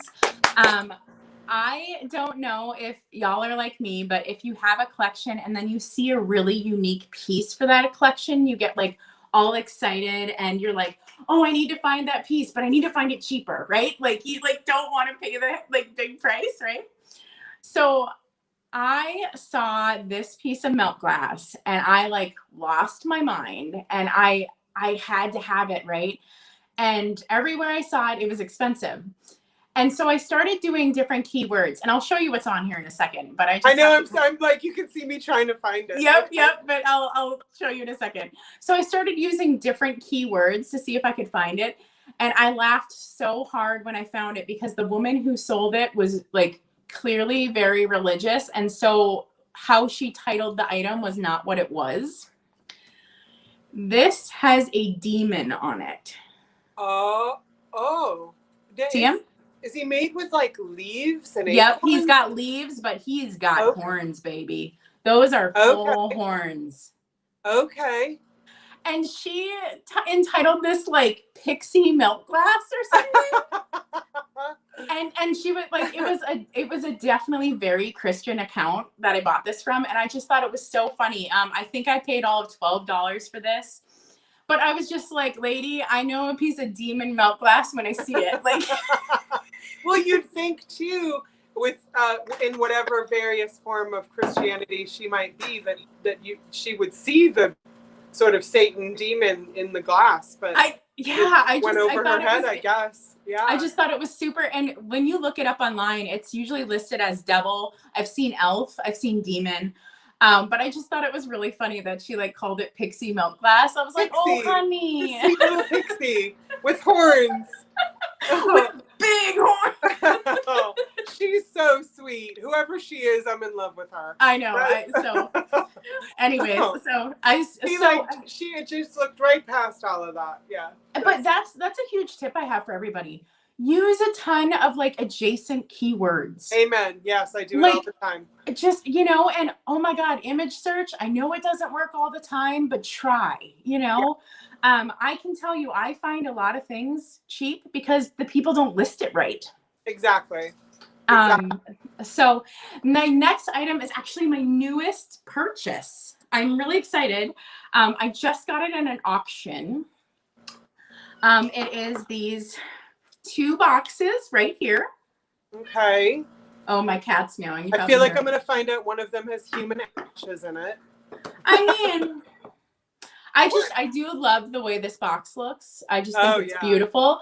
It's very coffin feeling, also very like kind of car feeling to me. So I looked these up a little bit, and what I suspected is right. These are probably around the 1930s, 1940s. Hey, Wendy. And this is, oh, you know what? I can only hold one at a time without causing problems. Ooh, like apothecary type stuff? So this is what would be considered medical quackery. Oh. So these are items that they once thought worked, which we know they do not. Now this is the big one. This is the beauty. Ooh. Yep. And this, I am specifically going to do a Halloween display around these. Now, Michelle is saying last rites kits. That would be interesting. But what is that? I have a lot of last rites kits, but I actually didn't bring them to this because I thought people would be offended. Well, as long as that's great to worry about. I was raised Catholic, and I know probably many of my friends here are maybe Christian, maybe Catholic, maybe Jewish, maybe pagan, maybe whatever. And as long as we're not putting anything down, I think those things are welcome to be talked about. I know there are probably fine lines, and we'll find them as we go. Yeah, and I was raised Catholic as well, but I keep finding the last rites kits in thrift stores, and I keep being like, I have to save this. Yes, agreed. Agreed. Yeah, I have actually I have a lot of holy water things that I've rescued, and I just don't want them to. Honestly, I don't want them to go to the dump. Exactly. And I'm not using them in a way. I mean, do what you want that doesn't hurt anybody. But I feel like I'm being respectful. Yes, book. Don't yuck somebody else's yum. That's right. So it has this cute little Detroit insurance company directions on how to use it. Oh, yeah. Isn't that cute? Yeah. Well, I love anything done in a typewriter. And then it has like this little measuring chart. So you can measure the hemoglobin in your pipettes. Oh my gosh. So I worked at a hospital lab for 2 years. We used to, back in the day, not when I was there, but they did use pipettes and all that stuff for centrifuging blood. So this is blood. This is for blood. Yep, it's for blood. But I just am like, how great is this going to look as a Halloween display, right? Right. Yeah. I mean, there's the velvet, there's the red. It's perfect, right? Oh my gosh. And I can tell you some of this medical quackery goes for a lot. I did not pay a lot for these. Here, I'll show this one again. I think the box on this one is just everything. Yeah, yeah.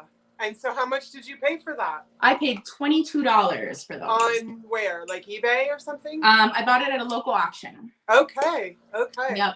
So, but I can tell you that some of this stuff does go for a lot of money. So, one thing I just want people to be mindful of is like, I'm not like throwing around $100 bills. You know what I mean? Right, like, right. Yeah, she doesn't have California money. She's in Minnesota. Yeah. Okay, here is my last item. Okay. And then she's going to do her mystery item. It's not technically vintage, okay? But it is second hand. Okay. Right? We're here for it. All right. Let's start with this. Oh, dear my. Oh, dear my. Okay. These at the lab. Okay. Bones. Whoa.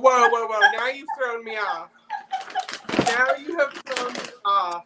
All right, and I even have the lab paperwork for it. What? But here's the trick. It is from the Jeffersonian. What does that mean? Well, Michelle is saying, is this evidence bag stuff? It is evidence bags, but it's from the Jeffersonian. Does anyone know what that means? Well, I feel like I'm on the spot, but Jefferson, like Thomas Jefferson. Mm-hmm. Okay, so yes, I see someone has it in the chat. They do. They do. Yes, these are props from the TV show Bones. Stop it. Yeah. So. Okay. Stop it. So these are secondhand. They were used on screen. And then I'll also end with my last and most favorite prop from the TV show. No. You don't. What? You just. What? Everybody just lost their shit. And, oh my God. I never watched the show or anything. But I mean, I know it, and I know you can buy these things. I bought Northern Exposure stuff after. Here's you can see what's in the paperwork. That's correct. So this is they used that so here are the lab results. So from. Yep, and so. Oh my gosh. Oh yep, my so there's gosh. the paperwork. So I mean. Behind it are a bunch of empty pages as well. They're all medical related, but there's nothing filled out in them. So yeah, these are from the TV show Bones. I loved the TV show Bones. It was one of my favorite shows of all time. It had all these diverse, strong women leads, and they never got into fights. They never fought over men. It would pass the Bechdel test like that.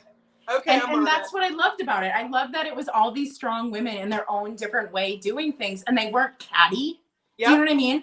Like, I feel like a lot of times. But look at us. This is the real us.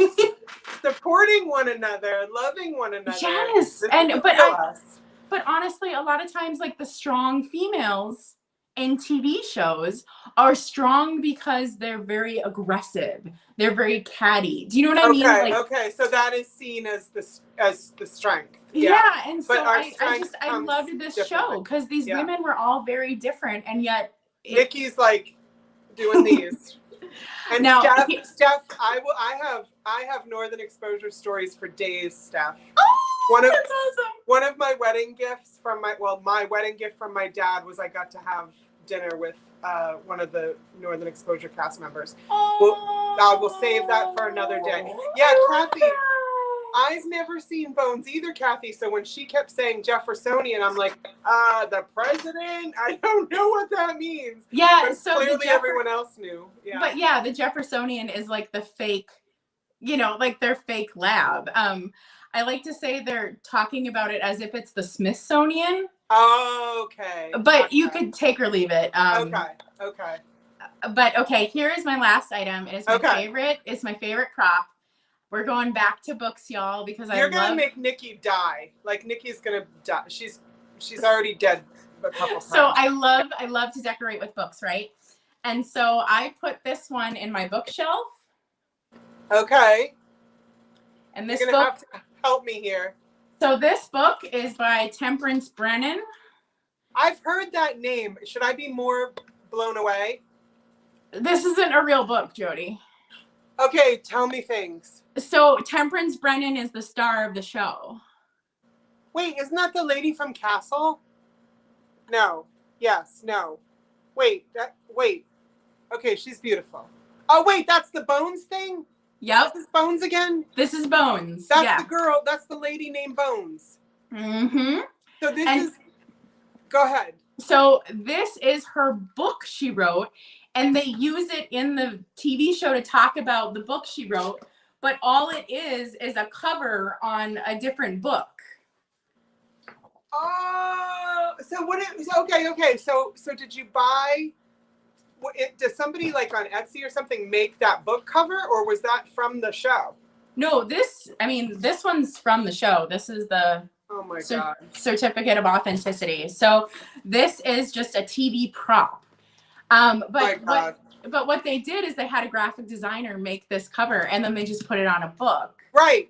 And in the show, I've always thought it'd be so cool to be like a graphic designer for TV, movies, stuff like that. Yeah. And honestly, I think that's why I bought these items, because they all have tags and labels, and like a graphic designer did that. Right. And I just think it's fun. Okay. And so here's my last item, a fun little thing to decorate for Halloween. Well, because when people like these lovely people in the chat who, I mean, look at all these people who knew exactly where you were going and what you were doing. I'm like, is that from Castle? Like, I don't even know what I'm doing over here. And Wendy's like, no, Jody, not Castle. And the shoe, I mean, right? Look at you guys. Look who checked out the evidence bag. Oh Steely my Booth. gosh. S. Booth checked out the evidence bag. They're dead. Steely Nikki's Booth. not even talking because she's dead. And so if you could actually see these shoes, you would tell that there's blood all over them, which is really cool. Oh my God. I like joke, and I call this display all that's left of my ex-boyfriend. Okay, you are twisted, and I love it. And, but yeah, this is just one of those like fun things. And again, this actually. Oh, Lynn just made an excellent point. All of a sudden, my chat just went up. So, what? Lynn said, "Have you ever been to the Muter Museum in Philadelphia?" I have. Yes, I have. Awesome. Yeah. I just went last year. Oh. Yeah. Let's see. Okay. Did you hear that? The sound of 43 people's excitement peaking and then falling in love with Katherine. So everybody fell in love you're with so Patrick sweet. And Katherine. Yeah, so that's fine. And that's how I feel like. So interestingly enough, the way people, I love that everybody has different yums, right? Different things they just, ooh. Yeah. So you have people on here who like are just like, I'm dead. I've died. I'm dead. I can't believe she just showed this to me. And that's how I feel. And I'm not just blowing smoke. I'd say this if she wasn't here. That's how I feel about Patdoodles dolls. Oh my God, me too. I was so fangirling. I was like, shut up. I'm on the same show as her. Oh my God. And wait till the person sees what she made that they bought. So incredible. Unbelievable. So all of us have such different yums. My son would go nuts over the stuff you showed. And then, of course, there are people like Gabby who loves miniatures who would go nuts over what Kim just showed. Just to bring it all back around. Oh my gosh. The stuff Kim showed, I felt like was the embodiment of her in a collection. You're not wrong, Katherine. I just couldn't believe it. I was like, wait, did you like birth these? Like, it's so perfect. I loved it. Tiny little sweet things that are shiny. I love shiny. Yeah. Oh my God. So yeah, the three of you just brought such different items. I know we still have to do your mystery item, but it just made me think to bring it all back around is that the way people went like, oh my God, I'm dead. And then I'm like, and there were people who did that when Kim brought out the bird cage. Mm-hmm. And then, yeah, when Pat brings out, oh my gosh, that was it the second or third doll. I have got to write to her about that doll before somebody else gets it. So, yeah. And I know people were like, how do I write to her about a doll? I'm like, wait, you just hold your turn. You just hold your turn now. So, yes, Nikki said her favorite show, and it's only episode 2. Next week, I already have, do I have everybody lined? I do have everybody lined up for next week, so I'll say that at the very end. But anyway, let's do your 20 questions. Do you want to? Are you ready for that? Yeah, absolutely. Okay, everybody come back to life. And okay, so here we go, guys. If you just got here, I don't think you have, but if you did, Katherine is going to be selling something that you are not going to see, but you get to ask 20 questions about. And you'll get an idea. By the time it's time to bid, you will get an idea, a good idea, hopefully. We'll see, because Catherine's is a little tricky. They're already asking questions. Okay, let me give you, what did we say was going to be our hint, Catherine? It is a true antique. Thank you. It is a true antique. So now I'm going to say the questions to her because I know what it is, and I want you guys to get as close to what it is as possible. Then you bid on it, not only knowing what you know. And then Catherine doesn't show it, and obviously you don't show it on social media until you get it. And then the hashtag made by John is hashtag, if somebody wants to put it in, blind date buying. And okay, so I am going to look through these. Start with the big questions, y'all. Start with the big questions. Big questions, yes. Because I'm going to give another hint, Catherine, if I may. Yeah, absolutely. Only because of the stuff that people are saying. Is it fair to say, Catherine, that it does not have anything to do in any specific way with anything you've shown tonight? Absolutely not. This is not. Okay. This is not related. Okay, so now you can change your questions because all your questions are related to dead things and whatever. It is a true antique, not related to the macabre or any sort of I'm trying to think now if you've shown anything even near like it. No, I haven't shown anything near it. Okay, all right, now start. All right, so I'm going to ask, is it porcelain? Nope. Lady. Okay. I'm going to ask, good night, Tanya. Is it heavy? From Teresa. It's extremely light, and the material it's made of is extremely light as well. And this is me. Just remember, heavy. Wait, not being heavy doesn't necessarily mean it's very small. Correct. Okay. Just throwing that out there. Is it glass? It is not. Is it cute? Actually, yes. It is adorable. Actually, yeah, it's cute. I think so too. Not cute in a misty, kitschy salt and pepper shaker way. Cute in a different way. Yeah, it's a true antique. So yeah, it's that kind of cute. It's like 1910s, 1890s cute.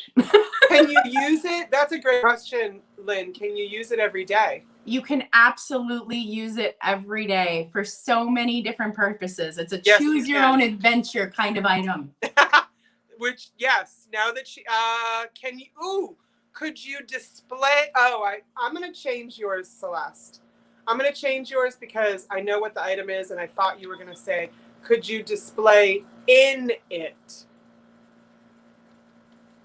Yes. Yes, you could. could. You can display in it. You could display in it. You could display it. Right. You could display. You could even use it as a riser. Ooh, it would be a cool riser too.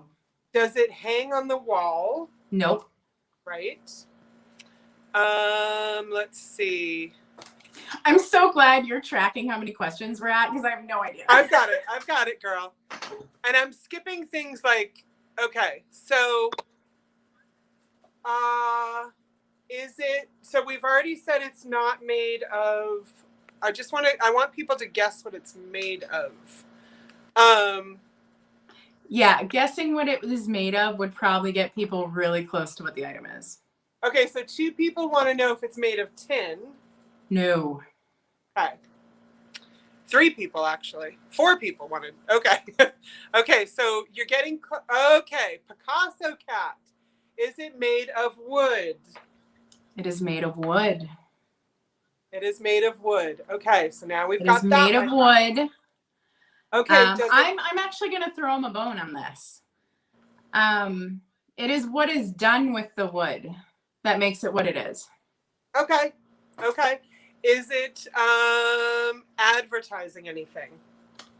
Actually, yes, but not in like a brand sort of way. It's not like Colgate, you know what I mean? Right. Right. But it actually says on it what it is. Danny, you're summing it up really well over there. Is it a jewelry box? You got one word right in there. Okay. I'll give it to him. It's a box. Okay. The type of box. Oh! Did somebody get it? For eclectic, is it burned wood, Catherine? It is a pyrography box. Boom. Pyrography box. You got tramp art box, stuff like that, but nope. Yeah, I would say it's definitely tramp art. Yeah, absolutely. So a lot of you got it when you definitely got it with box. It's a burned wood pyrography box, and it is tramp art. Yeah, because pyrography boxes were done by the person who owned it in most cases. So it would be considered tramp art just because it's kind of like a craft, like something you do at home. And I love that she and I for eclectic, I'd have been the same way. I would not have remembered the name of the term. So thank you, Tiger, for asking that question. Tiger is asking, what is pyrography? Can you explain that, Catherine? Yeah, so it's almost like a style of illustration. And instead of like chiseling away at the wood or instead of painting the wood, they actually take a tool and they burn it. And the burns in the wood are what create the pattern and the design. Okay. So that's very well said. And great question, Tiger. Okay, so now... yeah, I couldn't remember the word either, Kat. And then when she showed it to me and then said the words, I was still like, I can't put that together. Like, explain it more to me. Okay, so now we're going to start the bidding. So you know what the item is, but you do not know what it looks like. She is shipping. I probably should have said this for the other two, but most of y'all know who each other is sometimes. Oh, good night, Kathy. Where you're shipping from Minnesota? Yes. So just know that, but we've already established it's very light. Yes. It is big, but it's light. Yep. So we'll start. What do you want to start the bidding at, sweetheart? Well, it's the end of the night, so let's start it at $5. Whoa. She's starting the bidding at $5, my beauties. So I know there's a big lag because somebody just answered a question from like 5 minutes ago. So refresh now. Refresh. So Steph is starting at 5, and Steph and I need to talk about a lot of things, but now also Northern Exposure. So maybe I should do a guessing game on who it is that I had dinner with. Okay, then John is coming in hot at 10. All John I can say is it better be the hot guy. That's what I want. It's all a matter of perspective, sweetie. All a matter of perspective. Okay, Book, so I see you at 10, but John already came in at 10. Okay, so Book said, I got this. She's at 15. And Book is closer to you. Book, yeah, Minnesota. Where am I? She's much closer to you than she is to me. So, okay, so Book's at 15, and we will see if there's anybody else. Yeah, and let's count it down. Let's Okay. let everybody go home. Yeah. Yeah, I know it's been a long show, but I'm really glad a lot of people have stuck through right to the end. So, now we're all over the place. Okay, so we're because it jumps. So it does jump. All these. Okay, so Celeste is at 20, and Book's like, no, you're not.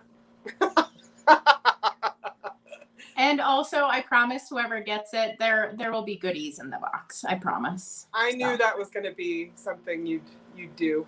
Yeah. Celeste says, I see you, and I come back. Yeah. Mm-hmm.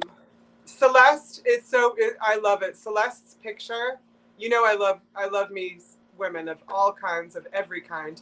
And Celeste is staring at me like she's in love with me in that photo. So Her picture is every very time I put saucy. her I like up, it. every time I put her up, I'm like, oh, sweetie. Like she's giving me the eyes. Very saucy. I love it. Yes, she's got the saucy pose. Oh, thank you, Jenny. Okay, so we're at 25, and we can start to count it down if you like, my love. Yeah, let's do it. Let's go from 10. And there are no just in cases, okay, guys? No just in cases. 9. We're okay. Oh, sorry. Go ahead.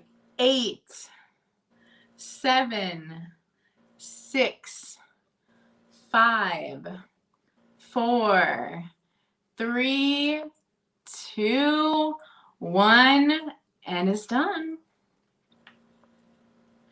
And we'll see when my bid end comes in.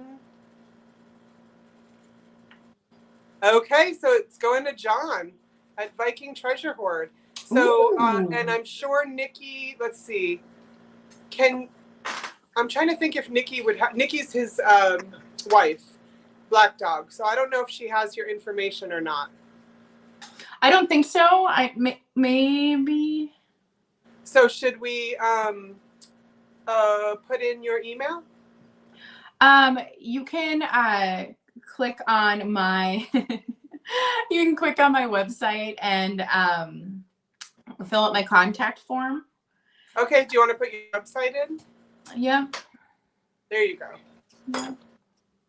Okay, so guys, it is the end of the night. I thank you so incredibly much, but don't leave yet. We're going to bring back everyone from the green room. Let's see. Oh, here we are. Here. Oh, that's not the way I want us to look. How will I ever figure this out, my beauties? Okay, layout. Let's put us all together. I think I need one of your wrenches to do it. Oh, okay. And I can't do that right now. Yep. So I will just, Catherine, Nikki, I'll get you their info. All right. I'll get you their info. It's Sounds Nikki and good. John. So look at how patient they were. I told you guys you could have left a bunch of times and you didn't. So thank you so much for being here. I mean, Catherine was so interesting and weird. You were like hooked. You couldn't leave. Okay? You had to stay till the end to see what was coming next. I was literally like, oh, so she's saving the freak show to the end. I like it. I'm a director, ladies. I'm a director. Yeah. Pull them in with Patdoodles, right? Keep them nice and cool with Kim and her pillboxes. But give them a little bit of snuff and cocaine in there. And then throw in all the dead things and the weird things. Yeah. So I planned it out. Yeah. So, thank you, ladies, so much for being here. But more importantly, I think, thank you for being the type of people who share, who care, who bring joy, and who also uplift others, and women especially, but also everybody. So I can't thank you enough for being you and for giving me joy. And so I know people have thanked me for putting this show together, but here's the thing, it's selfish. I do it for me because I want to hear all these stories. And if no one else is doing this show, I want to do it so that I can hear from people like this. So please do subscribe. Catherine, your channel is your name or it isn't? It is my name. It is just Katherine Young. Come on. Oh My Vintage is her channel. Patdoodles is literally Patdoodles. But if you want to write to her about a particular doll, you can. Just make sure it's not the doll I want. That's all I'm saying. I will tell you who next week's guests are going to be, if I can remember this right. I'm forgetting the first name of one of the gentlemen. His last name is Black Wolf. He's a beautiful, lovely South American man living in South America who, I don't know what is going on down south, but he finds the most amazing glass you have ever seen in your life.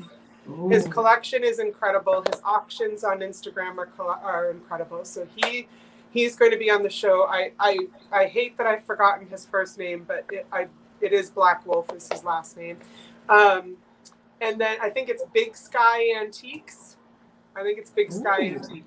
Also, you guys probably remember, gosh, there's so many Catherines.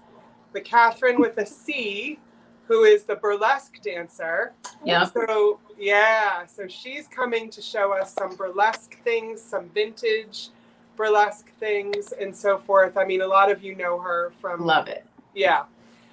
She just did a photo shoot. Go to her Instagram, die 1,000 deaths at how gorgeous she is. Nice. And it's Lilacs, thank you. It's Lilacs Vintage something. I am tired. I have to do a live after this. I'm selling stuff in about 2 minutes with all my friends.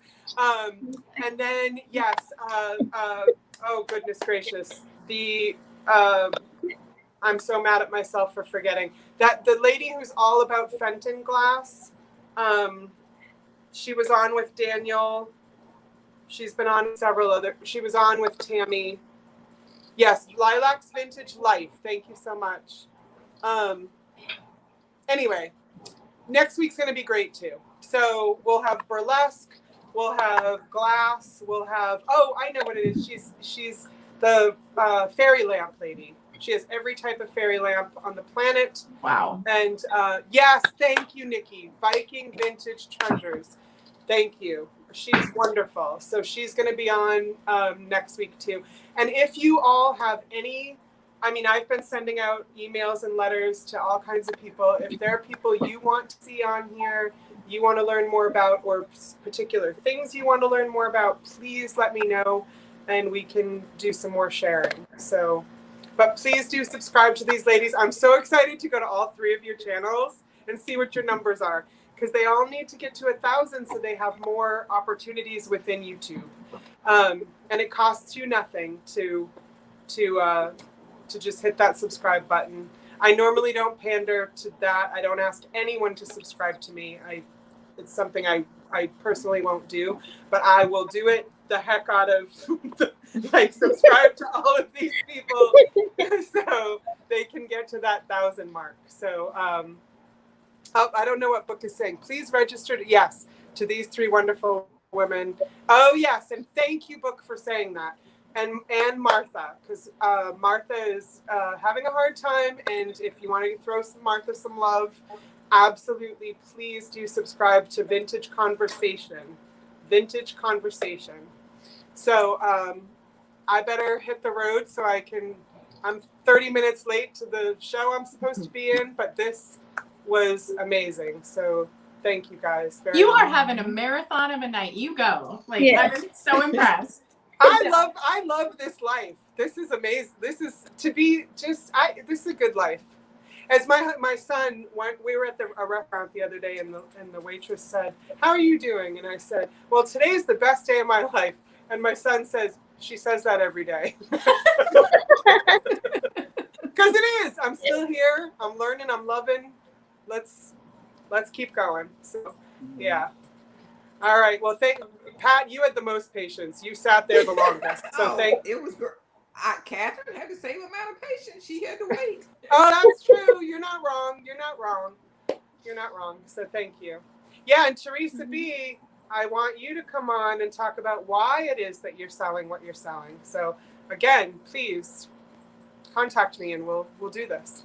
So, all right. I love you ladies individually so much. Thank you very much. And I will see you guys on your shows and in the chats. And that's it. Bye. Good night, everyone. Bye. I'm Good gonna, night. guys. You know how I can end it but still stay with you guys. Yeah. I'm not gonna do that. I gotta run. Okay. I'm gonna end. Enjoy your show. Thank you. I Bye. love you Have a nice all. night. Bye-bye. Bye. And bye, Patrick. Bye for now. Bye.